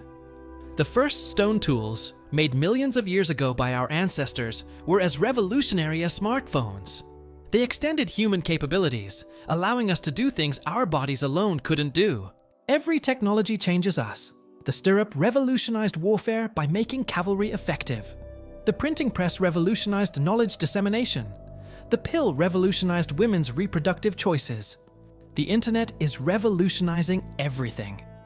Technology isn't neutral. It shapes society, values, even how we think. Marshall McLuhan said, "The medium is the message." The technology we use to communicate shapes what we communicate and how we think. Oral cultures value memory and eloquence. Literate cultures value analysis and abstraction. Digital cultures value speed and connectivity. Each technology privileges certain cognitive styles over others. The pace of technological change is accelerating. It took thousands of years to go from stone tools to bronze to iron. It took centuries to go from printing press to telegraph to telephone. It took decades to go from mainframe computers to personal computers to smartphones. Each cycle is faster, leaving less time to adapt. This acceleration creates what Alvin Toffler called future shock, the disorientation that comes from too much change too fast. Your grandparents grew up in a world without computers, without internet, without cell phones. They had to learn these technologies as adults, often finding them baffling. Your children will grow up in a world with AI, virtual reality, perhaps genetic engineering, and artificial organs. What will they find baffling about technologies not yet invented? But humans are adaptable. We've always been. We left Africa and settled every continent, adapting to every climate. We survived ice ages and droughts and plagues. We transitioned from hunting and gathering to farming to industrial society. We'll adapt to whatever comes next, though the transition may be difficult. Artificial intelligence might be the most transformative technology since fire. AI systems can already beat humans at chess, Go, poker, and many other games requiring intelligence. They can recognize faces, translate languages, diagnose diseases, drive cars. They're getting better rapidly. Within decades, maybe sooner, AI might exceed human capabilities in most cognitive domains. What happens then? Some fear technological unemployment, as AI systems replace human workers. Some fear autonomous weapons, making kill decisions without human oversight. Some fear that advanced AI, with goals misaligned with human values, might pose existential risk to humanity itself. These aren't science fiction concerns. Serious researchers worry about these scenarios. But there's also tremendous potential for good. AI could help solve climate change, cure diseases, eliminate poverty. It could free humans from tedious work, allowing us to focus on creativity, relationships, meaning. It could help us make better decisions, overcome our biases, understand ourselves more deeply. Technology is a tool, and tools can be used for good or ill. The question is whether we can develop these powerful technologies wisely, with foresight and care for consequences. So far, human track record on this is mixed. We've created marvels, but also horrors. Nuclear weapons, the epitome of scientific achievement, came close to ending civilization. Climate change, An unintended consequence of burning fossil fuels threatens our survival. We're clever, but not always wise. Wisdom is different from intelligence. Intelligence is the ability to solve problems efficiently. Wisdom is knowing which problems to solve, understanding consequences, balancing competing values. We need both. Our intelligence has given us godlike powers over nature. We need wisdom to use those powers responsibly. Think about genetic engineering. We can now edit genes with precision using tools like CRISPR. We can eliminate genetic diseases, enhance crops, resurrect extinct species. But we can also create designer babies, widen inequality, unleash unintended consequences. The technology is neutral, but its uses have profound moral implications. Who decides what changes are acceptable? Who benefits? Who bears the risks? These questions don't have easy answers. They require ongoing dialogue, careful consideration of values, willingness to update beliefs based on evidence. They require humility, recognizing that we don't have all the answers and might make mistakes. They require thinking beyond ourselves, considering effects on future generations and other species. You're living in a pivotal moment in history. The decisions made in the coming decades will shape humanity's future for centuries or longer. Whether we address climate change, whether we develop AI safely, whether we expand into space or remain earthbound, whether we enhance ourselves genetically. These aren't someone else's problems. They're yours, in the sense that you're part of the generation facing them. That might feel overwhelming. It should, but you're not alone. Billions of other humans are navigating the same challenges. We're all in this together, connected by our shared humanity and shared fate on this small planet. The problems we face require collective action, cooperation across borders and generations. They require the best of human nature: our intelligence, compassion, creativity, and wisdom. As you drift toward sleep, maybe take comfort in this. Humans have always faced challenges. Our ancestors survived ice ages, plagues, famines, wars. They adapted, persevered, found ways forward. We carry their genes, their resilience, their creativity. Whatever challenges we face, we have the capacity to meet them. Not easily, not without cost, but we can do it. We're the descendants of survivors, all the way back to the first humans, to the first life on Earth. That's a powerful inheritance. Let's think about consciousness again, because it's so central to being human, yet so mysterious. You experience the world subjectively, from the inside. There's something it's like to be you. The redness of red, the taste of chocolate, the feeling of love. These experiences have a qualitative character that's hard to describe and impossible to fully convey to another person. How does consciousness arise from matter? The brain is just neurons firing, chemicals moving across synapses, electrical signals propagating. Yet somehow this produces subjective experience. This is the hard problem of consciousness, distinguishing it from easy problems like explaining how the brain processes visual information or forms memories. Some philosophers argue consciousness is fundamental, not reducible to physical processes. Others argue it's an emergent property arising from complex information processing. Still, others suggest it's an illusion, that there's really nothing it's like to be anything, just systems processing information. The debate continues with no consensus. What we can say is that consciousness seems to come in degrees. You're more conscious when awake than when asleep, more when alert than when drowsy. Some animals seem to have rich conscious experiences.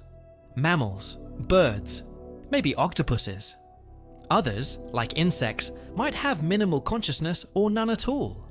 And then there's the question of whether AI systems might be or become conscious. The boundary between conscious and unconscious is blurry. You breathe, your heart beats, your body maintains homeostasis without conscious awareness. Many cognitive processes happen unconsciously, with only the results entering awareness. You don't consciously process visual information into perceptions, you just see. You don't consciously retrieve memories, they just come to mind, or don't. Studies show that decisions are often made unconsciously before you become consciously aware of them. The feeling of freely choosing might come after the brain has already committed to an action. This challenges our sense of free will. Are you really choosing, or just experiencing the illusion of choice as your brain executes unconsciously determined programs? Free will is one of philosophy's perennial questions. It matters because we base moral responsibility on it. We hold people accountable for their choices, assuming they could have chosen differently. But if choices are determined by prior causes, genes, environment, brain states, then could anyone really have chosen otherwise? Compatibilists argue that free will is compatible with determinism.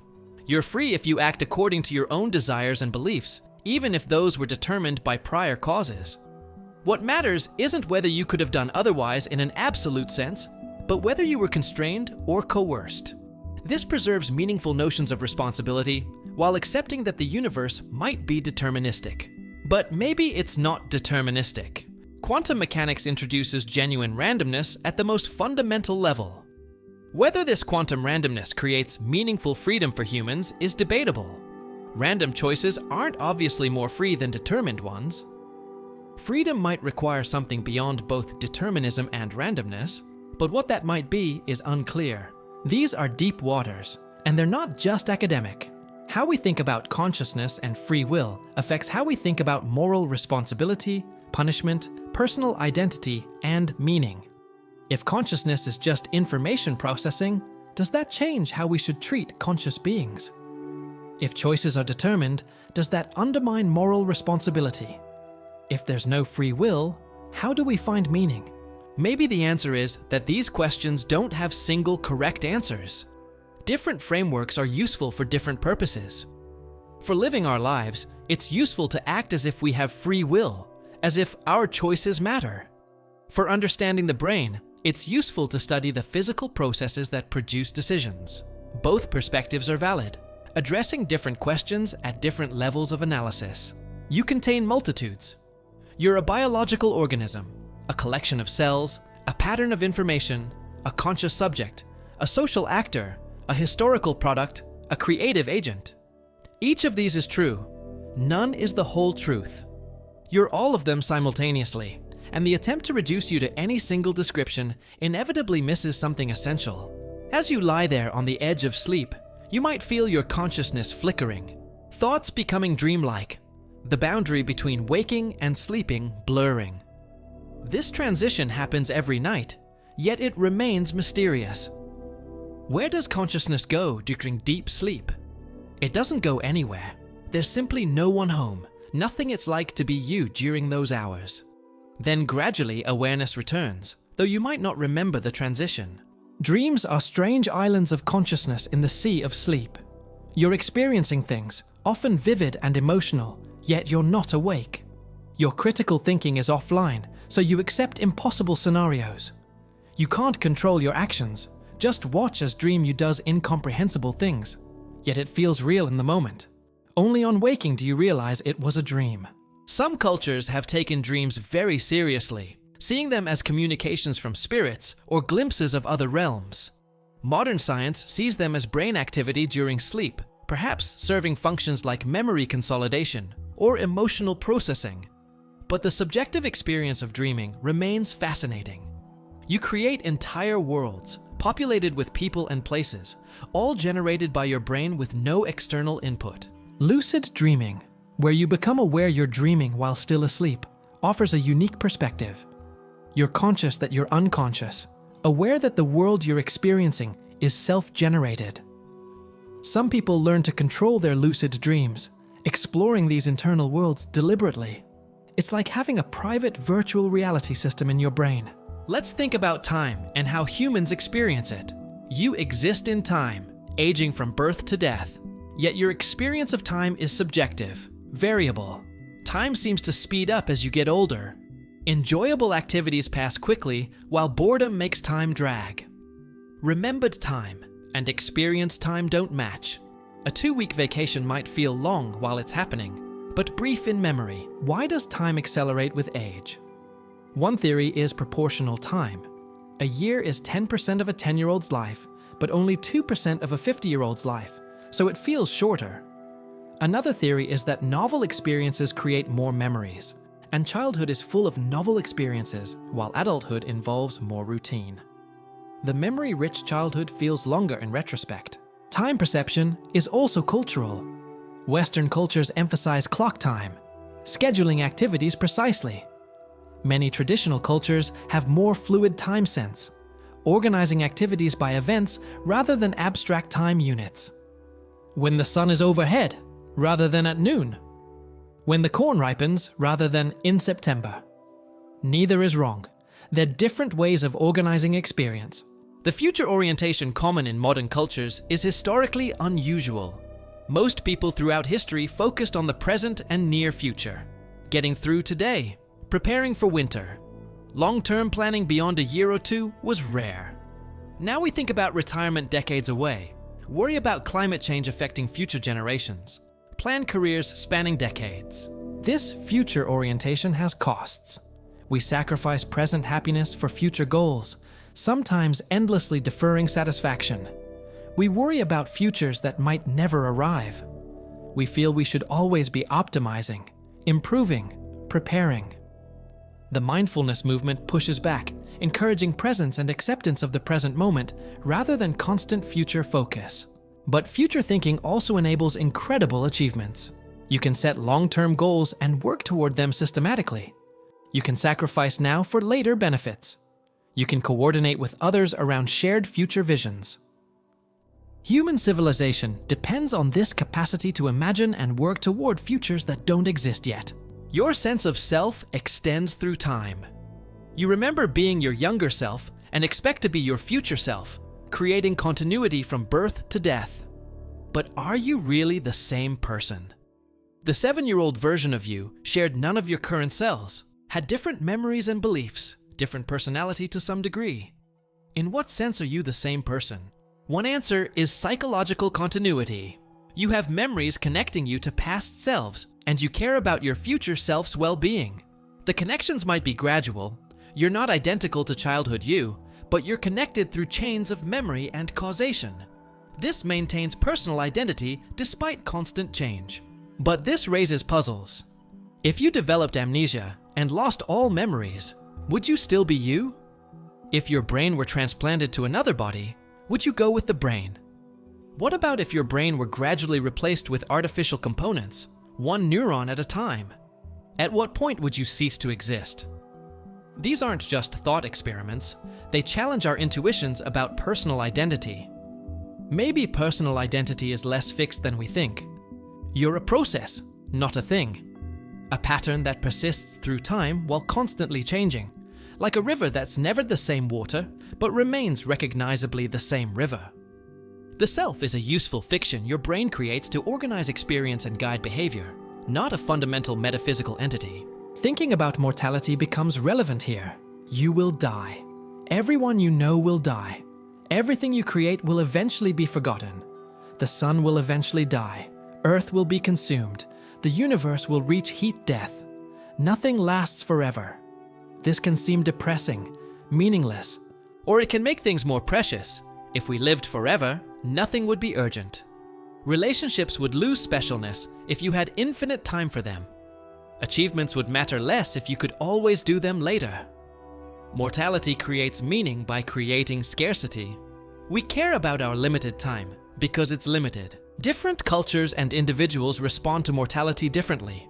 Some find meaning through religion, believing in an afterlife where they'll persist. Some find meaning through legacy, creating works or children that outlast them. Some find meaning through acceptance, embracing the temporary nature of existence. None is objectively correct. There are different strategies for making peace with our finite nature. Your awareness of mortality increases with age. Children feel immortal, unable to really grasp that they'll die someday. Young adults know intellectually they'll die, but feel it's distant. Middle age brings first intimations of mortality, parents dying, health issues appearing, the realization that more time is behind than ahead. Old age brings intimate familiarity with death as friends and partners die. This awareness can motivate. If time is limited, better use it well. But it can also paralyze. So much to do, so little time. The anxiety of wasted time, misspent youth, opportunities missed. The regret for roads not taken. The question of whether you've lived well, whether your life has mattered. Maybe these questions don't have final answers. Maybe the point isn't to answer them, but to live them, to engage with the questions themselves as part of being human. Maybe meaning isn't something you discover, but something you create through the choices you make and the life you live. Maybe asking whether life has meaning is less important than making your life meaningful to you. As you drift further towards sleep, these heavy thoughts might lighten. Philosophy is interesting, but not everything. Sometimes it's enough to just be, to breathe, to rest. Not every moment needs to be meaningful. Sometimes you can just exist, a conscious being in the universe, experiencing the strange gift of awareness for a brief time before returning to the void from which you came. Let's think about beauty and aesthetics, these peculiar human obsessions. Why do we care about beauty? Why do sunsets and music and art move us? What evolutionary purpose does aesthetic experience serve? Some aesthetic preferences might be hardwired. Humans across cultures prefer landscapes with features of the African savanna where we evolved. Scattered trees, water, animals. We like symmetrical faces because symmetry indicates genetic quality and health. We like bright colors and sweet tastes because they indicate nutritious foods. These preferences aided survival and reproduction. But cultural conditioning shapes aesthetics too. Fashion changes constantly. Different cultures find different features beautiful. What's considered attractive, elegant, or tasteful varies enormously by time and place. Much of aesthetics is learned, shaped by exposure and social norms rather than hardwired preferences. Art seems to transcend mere survival value. What reproductive advantage comes from painting caves, or carving statues, or composing symphonies? Maybe none directly. Maybe art is a byproduct of other adaptations. Our pattern recognition abilities, our social communication needs, our drive to create status hierarchies where artists compete for prestige.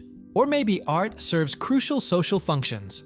Stories transmit cultural knowledge and values. Music coordinates group activities and emotions. Visual art marks territory and identity. Dance strengthens group bonds. Art isn't frivolous decoration, but fundamental to how humans organize socially and transmit culture across generations. The experience of beauty is strange. Why should certain combinations of sounds or colors or shapes trigger powerful emotional responses? Why does great art move us to tears or give us chills? What's happening in the brain during aesthetic experience? Neuroscience shows that beauty activates reward centers in the brain, same areas activated by food, sex, drugs. Beauty literally feels good, triggering release of dopamine and endorphins. This suggests aesthetic experience might hijack systems that evolved for other purposes, giving us pleasure from stimuli that don't directly aid survival. But maybe that's too reductive. Maybe the capacity for aesthetic experience is itself adaptive, not just a byproduct. The ability to find meaning and joy in beauty makes life richer, more worth living. Humans motivated by beauty create better environments, healthier social bonds, richer cultures. The aesthetic dimension of life isn't optional luxury, but essential to human flourishing. You experience beauty in everyday life without necessarily thinking about it. The taste of good food, the warmth of sunlight, the comfort of soft fabric, the pleasure of a hot shower. These aren't profound aesthetic experiences, but they're real moments of sensory pleasure that make life better. Beauty isn't only in museums and concert halls. It's everywhere if you notice it. Mindfulness practices encourage this noticing. Pay attention to the present moment without judgment. Notice the weight of your body, the rhythm of breathing, the sounds around you. Ordinary experience becomes richer when you attend to it fully. The cup of tea, really tasted, becomes a small moment of beauty. The walk to work, really experienced, becomes a journey through a world of sights and sounds. But modern life often pushes us away from this presence. We're distracted by screens, worried about the future, replaying the past. We move through the world half-conscious, missing the beauty around us. This isn't entirely our fault. Our brains evolved to scan for threats and opportunities, not to appreciate beauty. Presence requires practice, Deliberate choice to attend to experience rather than letting the mind wander. Creative expression is another universal human activity. Children naturally draw, sing, make up stories, engage in imaginative play.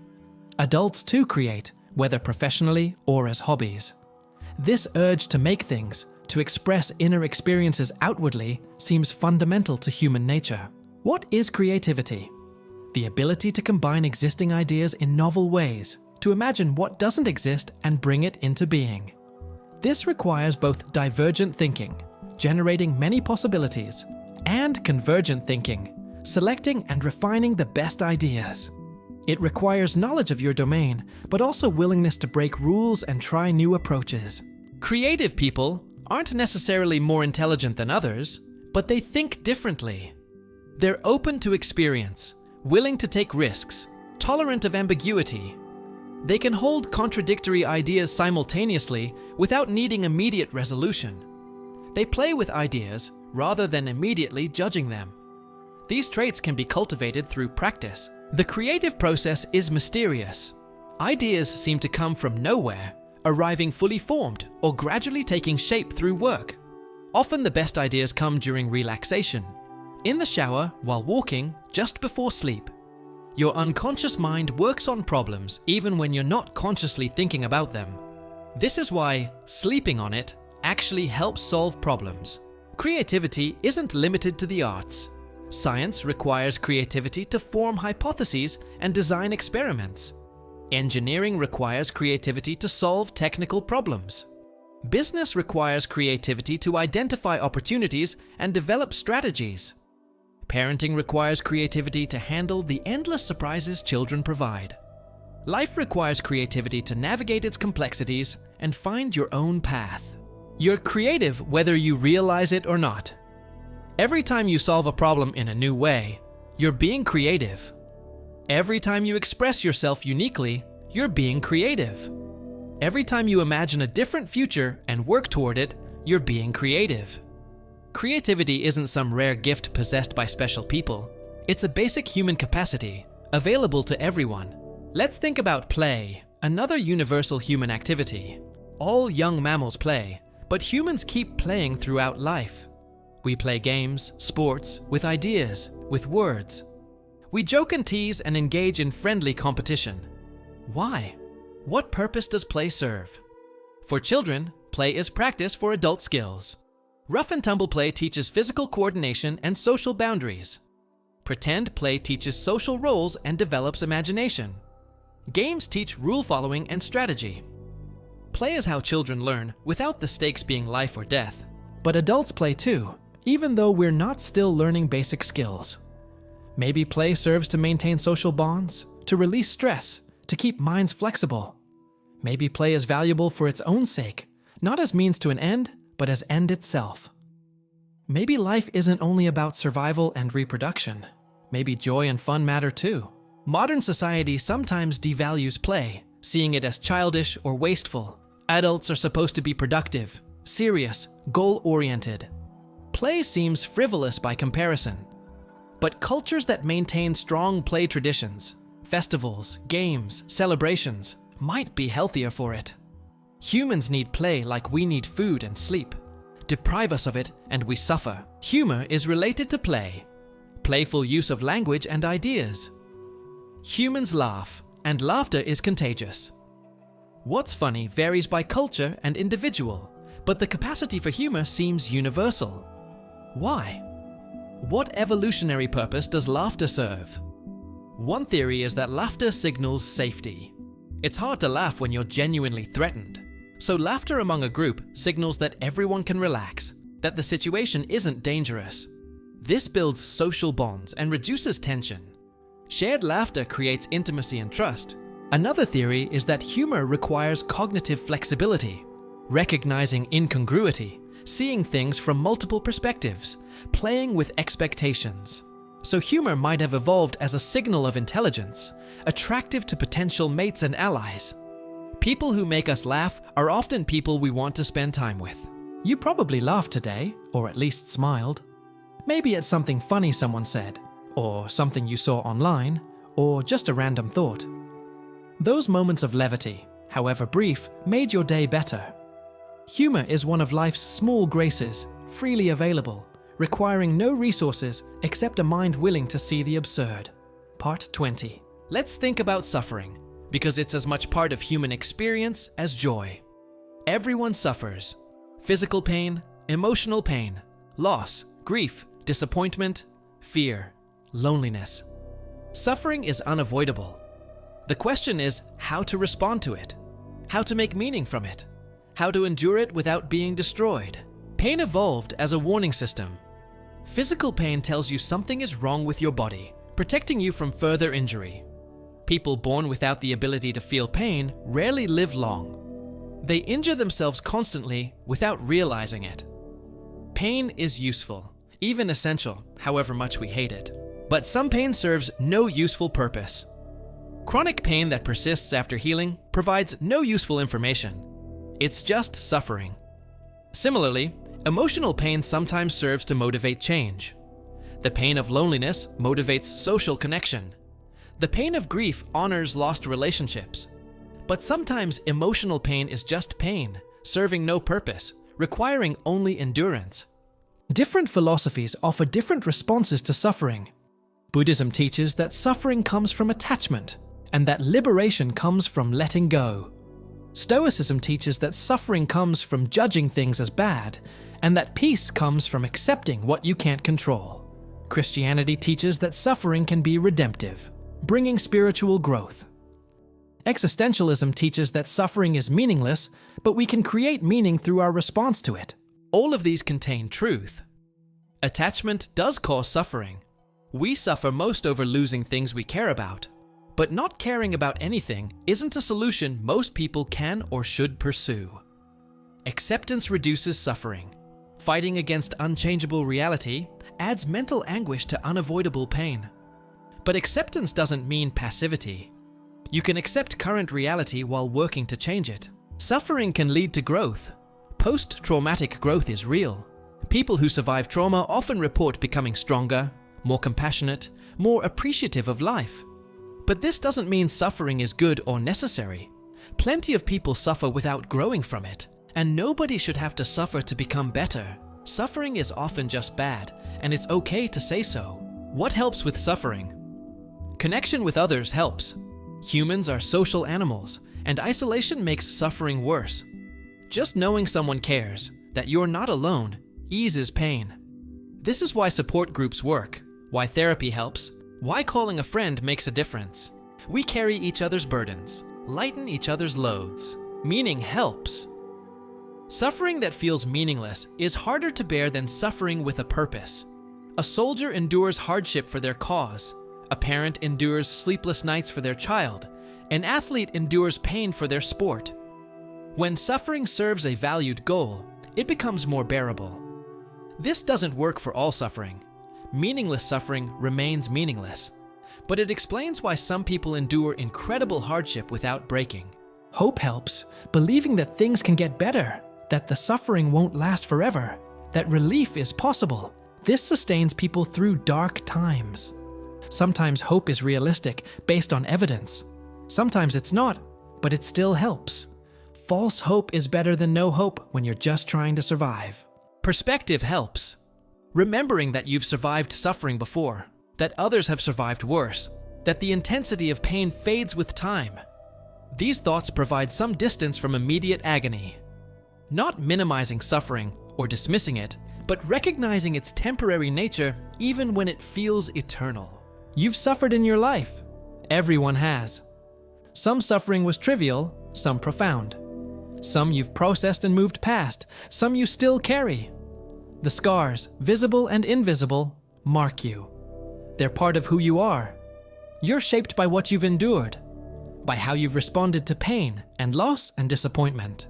This doesn't mean suffering is good or that you should be grateful for it. The popular phrase, "What doesn't kill you makes you stronger," is often false. Sometimes what doesn't kill you leaves you traumatized, broken, struggling. But sometimes, with support and time and work, you do become stronger. Not because suffering is good, but because you found strength you didn't know you had. Compassion for others' suffering is one of humanity's finest qualities. The ability to feel others' pain, to be moved to help, to care about the well-being of strangers. This capacity for empathy drives much of what's good in human civilization. Hospitals, charities, social safety nets, human rights, all emerge from recognition that suffering matters and we should try to reduce it. But compassion has limits. You can't carry everyone's pain. You can't fix all suffering. Attempting to do so leads to burnout, compassion fatigue, despair. You have to balance caring with self-protection, set boundaries, accept that you can't save everyone. This isn't selfish.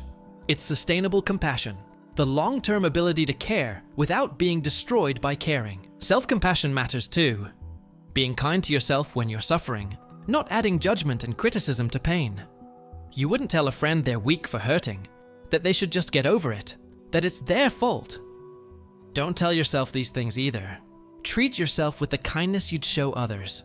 As you lie there, maybe you're carrying some suffering right now. Physical discomfort, emotional pain, worry about the future, regret about the past. Or maybe you're relatively comfortable right now, and if so, appreciate it. Comfort is not the default state. It's something to notice and be grateful for when it occurs. Let's think about gratitude and appreciation. Humans tend toward hedonic adaptation. We quickly get used to improvements and return to our baseline happiness. Get a raise, and you're happy for a while. Then it becomes normal. This adaptation helped our ancestors by keeping them motivated, never satisfied, always striving. But it also means we don't appreciate what we have. Gratitude practice counteracts this tendency, deliberately noticing what's going well, what you have rather than what you lack. This isn't toxic positivity, ignoring problems and pretending everything is fine. It's balanced attention, seeing both difficulties and blessings rather than only focusing on what's wrong. Research shows gratitude improves well-being. People who regularly practice gratitude report higher life satisfaction, better health, stronger relationships. This makes sense. Attention shapes experience. If you constantly focus on what's lacking, you feel deprived.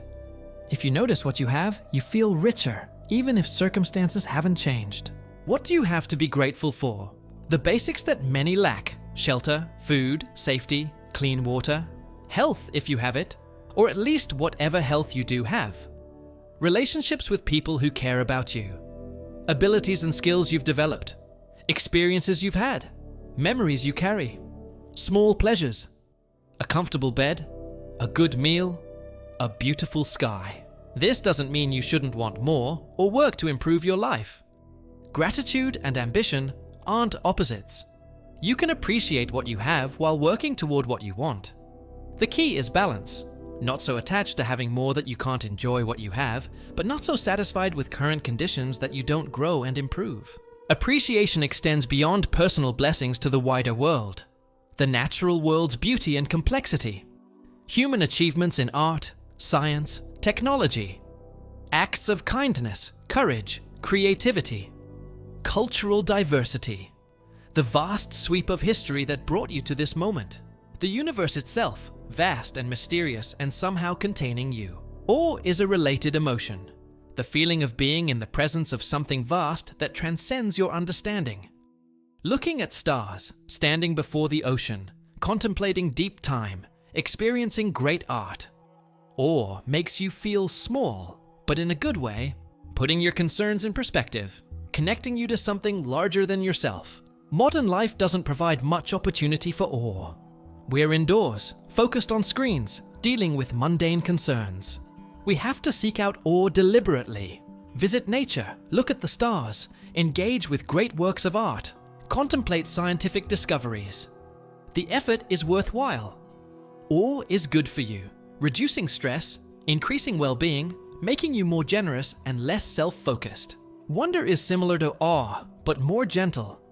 The capacity to be amazed by the ordinary, to see the extraordinary in the everyday. A child's wonder at bubbles, at how light reflects, at where the sun goes at night. Adults often lose this wonder, taking everything for granted. But you can cultivate it again, can choose to be curious and amazed rather than jaded and bored.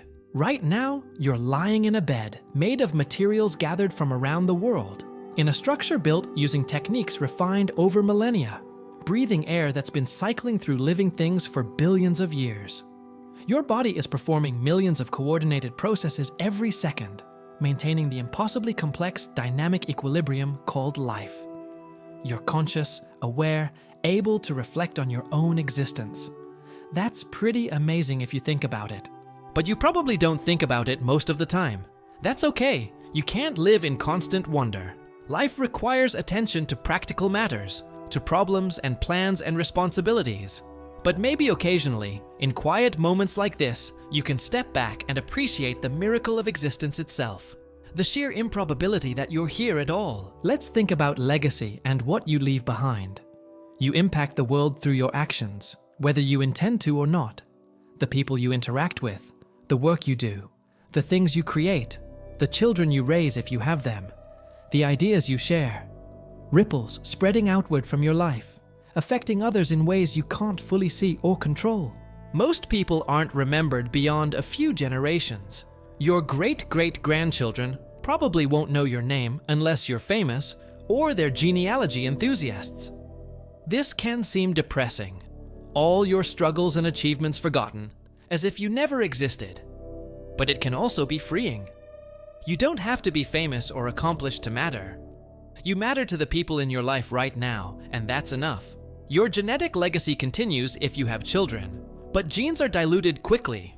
Your great-great-grandchildren carry only about 6% of your DNA. Within a few more generations, they might carry none of your DNA at all, just through the randomness of inheritance. Biologically, you don't persist in a meaningful way beyond a few generations. Cultural legacy lasts longer potentially. Ideas you share, values you model, skills you teach. These can be passed down indefinitely through chains of transmission. A teacher influences students who become teachers who influence other students, potentially for generations. A writer's ideas influence readers who influence others, potentially for centuries. But even cultural legacy eventually fades. Books are forgotten, ideas become outdated, values change. The ancient Greeks and Romans influence us still, but most of their contemporaries are utterly forgotten. And even Greek and Roman influence will eventually fade as humanity continues to change and evolve. In the very long run, everything ends. Civilizations fall, species go extinct, stars die, the universe reaches heat death. From the perspective of deep time, nothing humans do matters. We're brief sparks in cosmic darkness, here for an instant, then gone forever. This cosmic perspective makes everything seem meaningless. But maybe meaning doesn't require permanence.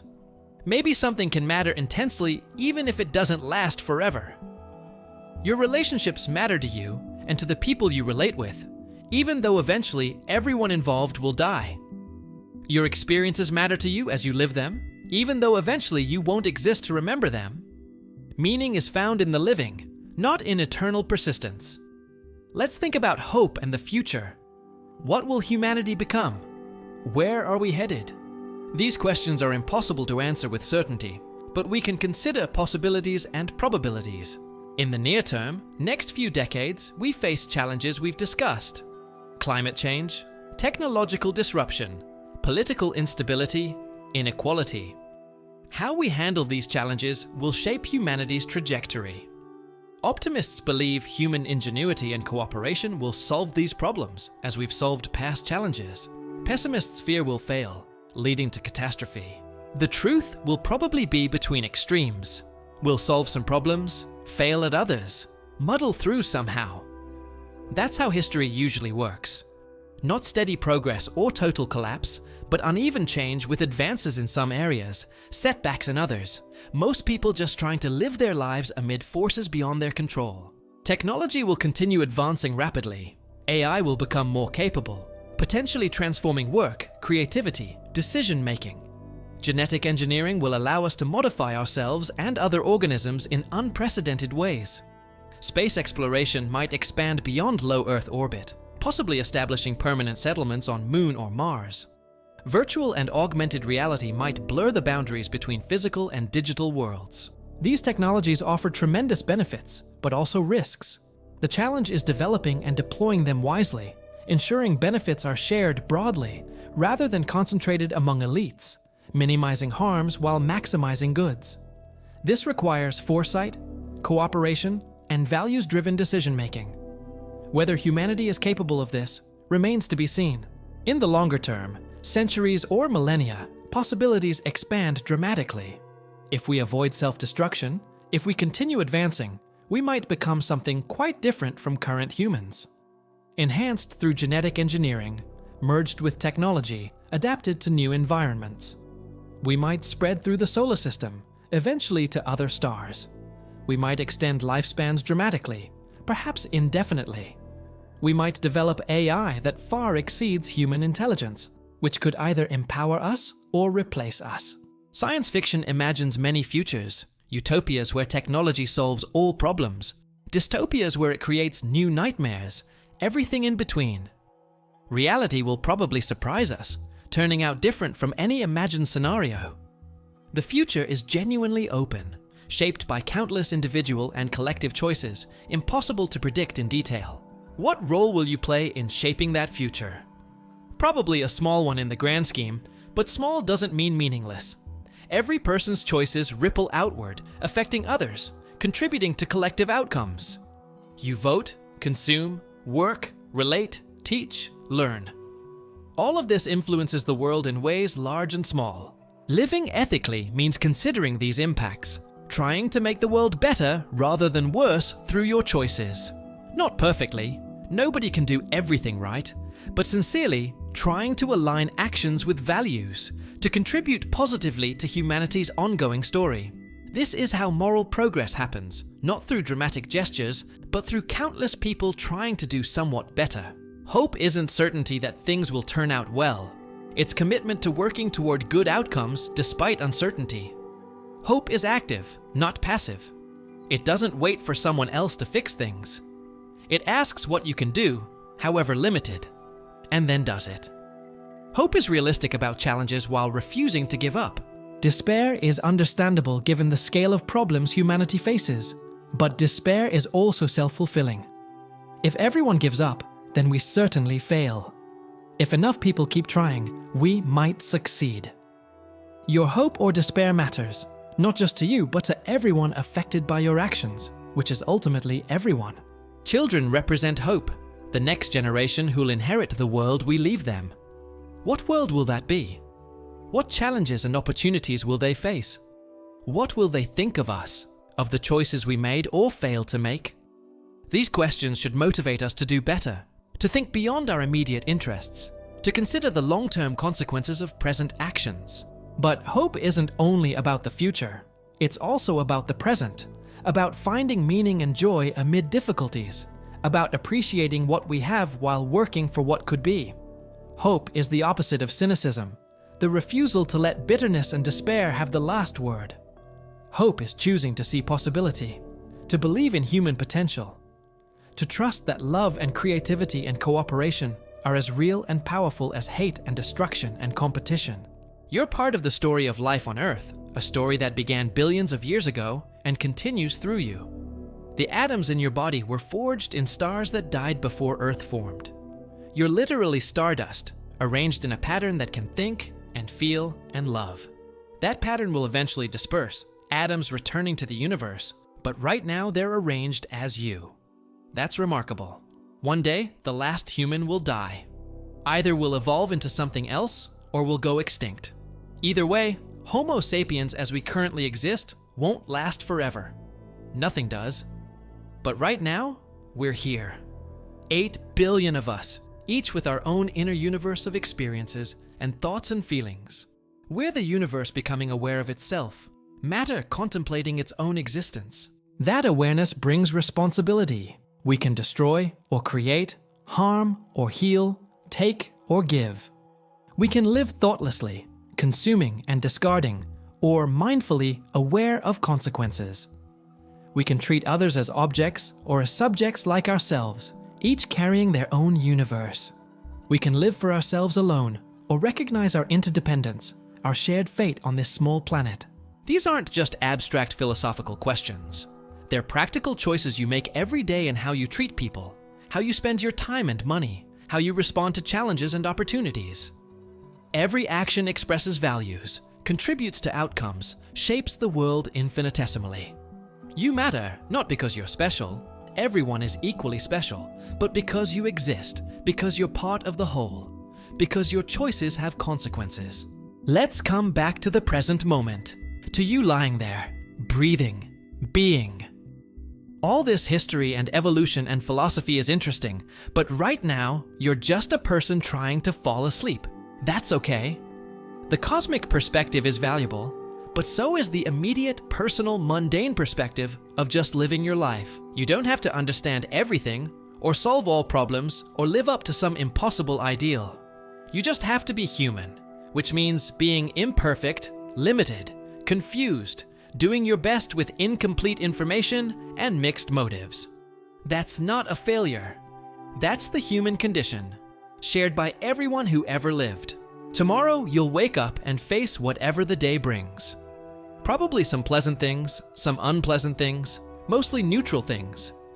You'll interact with people, accomplish some tasks, fail at others, experience various emotions, have various thoughts. Just another day in a human life.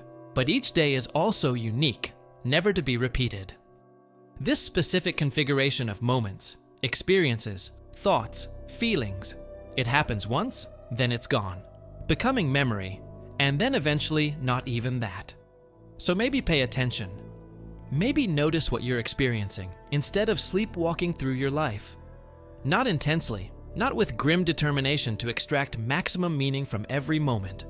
Just lightly, gently, aware. Mindfulness doesn't mean thinking deeply about everything. Often it means thinking less, just experiencing more directly. The sensation of breathing without analyzing it. The feeling of tiredness without judging it. The sounds around you without labeling them. Just being present to what is, without the constant commentary and evaluation your mind usually provides. This is harder than it sounds. Your mind wanders constantly, pulled to past and future, to judgments and analysis, to planning and worrying. That's normal.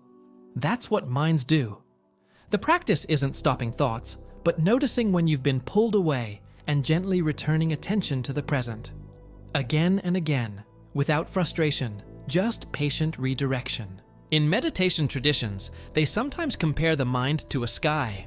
Thoughts and feelings are like weather, clouds, storms, sunshine, always changing, passing through.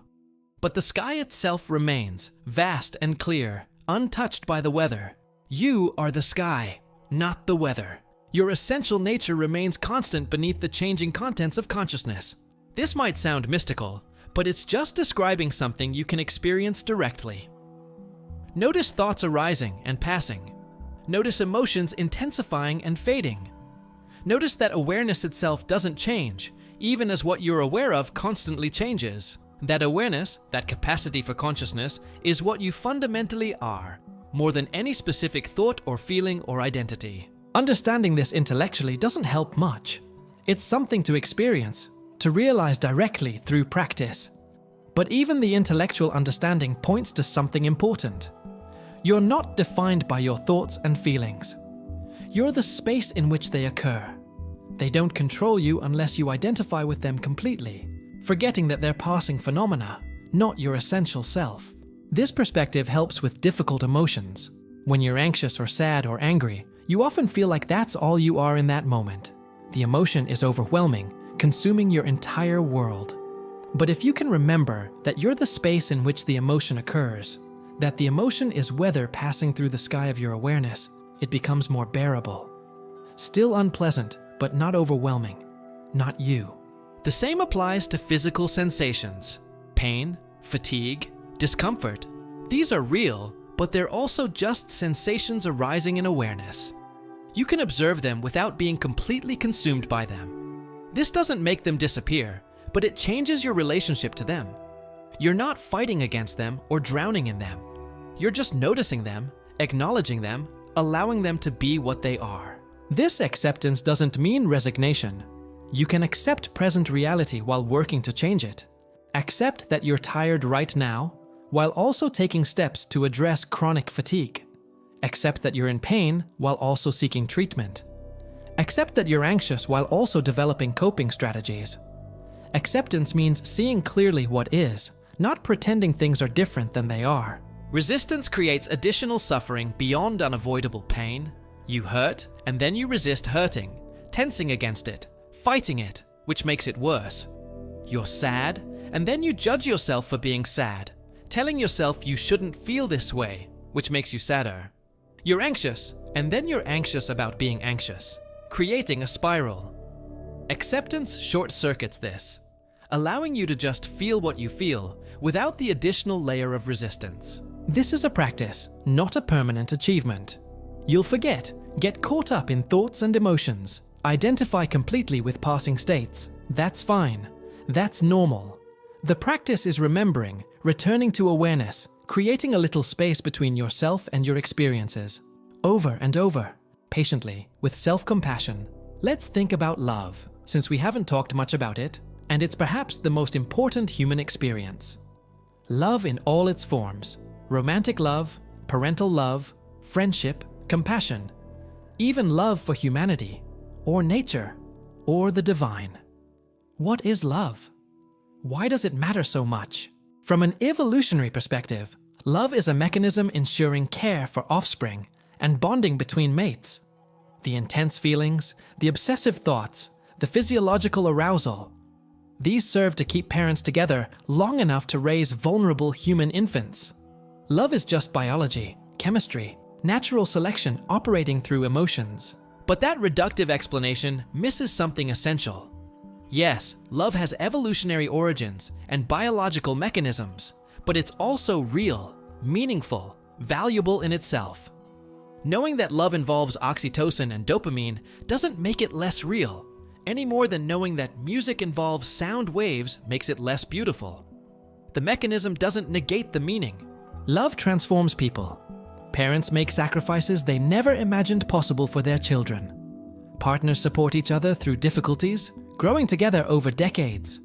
Friends enrich each other's lives, providing companionship and care.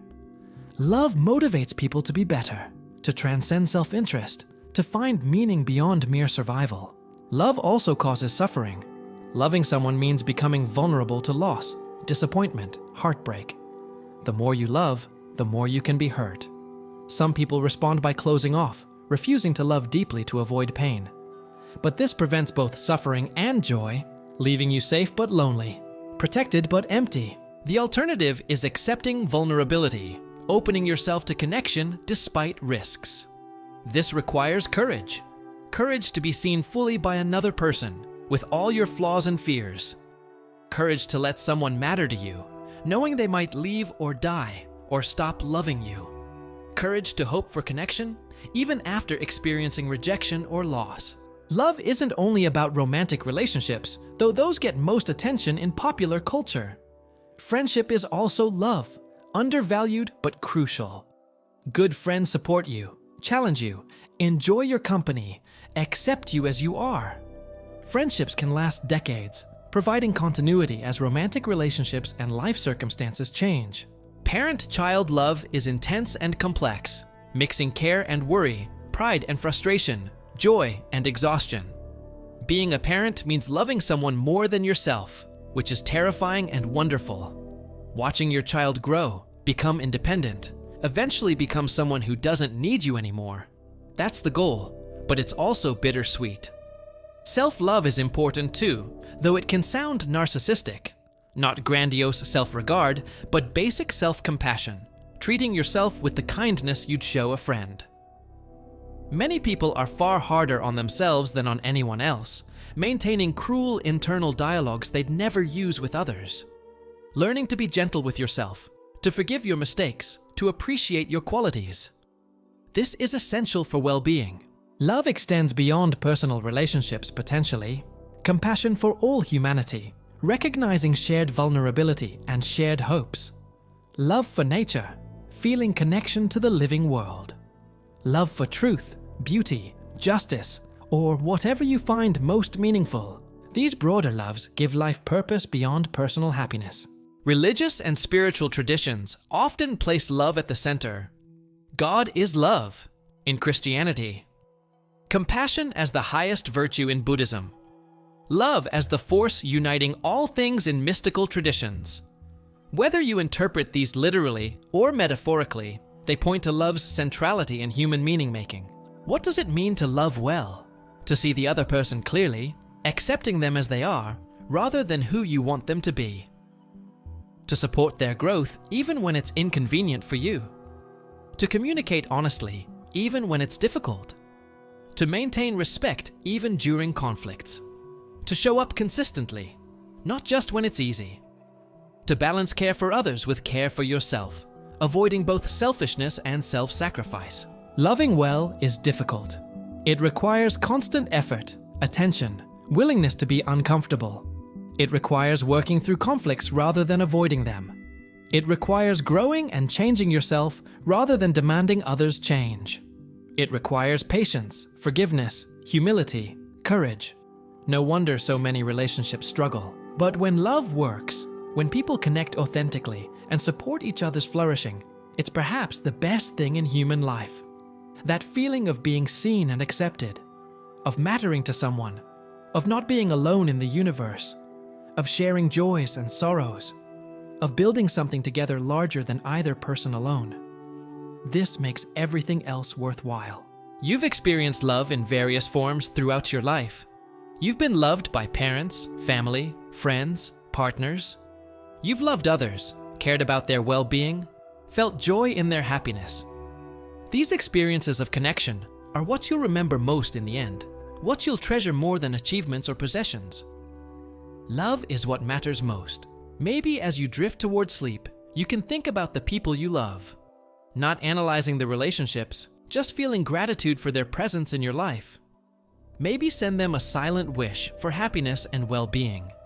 Maybe appreciate the simple fact that they exist, that you got to know them, that you're connected across space and time by bonds of affection and care. Love doesn't solve all problems, doesn't eliminate suffering, or provide easy answers, but it makes life meaningful, gives you reasons to continue, connects you to something beyond yourself. In a universe that's ultimately indifferent to human concerns, love is humans caring about each other anyway, creating meaning and connection through choice and commitment. That's beautiful. That's enough. We're coming to the end of this journey through human evolution and adaptation. We've traveled from the first humans in Africa, millions of years ago, to you lying in bed right now. We've explored bodies and brains, cultures and technologies, ideas and emotions. All of it has led to this moment, to you existing, aware, alive. What can we conclude from this vast sweep of history? Maybe that humans are resilient, adaptable, creative.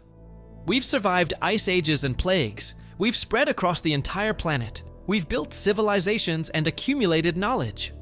We face challenges now, serious ones, but we've faced challenges before. We'll likely muddle through somehow. Maybe we can conclude that humans are deeply flawed, capable of tremendous cruelty alongside kindness. We've created beauty and destroyed it, helped and harmed, built and demolished. We're not evolving toward perfection. We're just continuing, generation after generation, doing our best with limited wisdom and mixed motives. Maybe we can conclude that life is precious and brief. You're here for such a short time, a flash in cosmic history, a brief pattern of matter and energy that thinks and feels before dispersing back into the universe. That brevity doesn't make life meaningless. If anything, it makes it more precious. You only get this one chance to exist, to experience, to love, to create, to matter. So, what should you do with your life?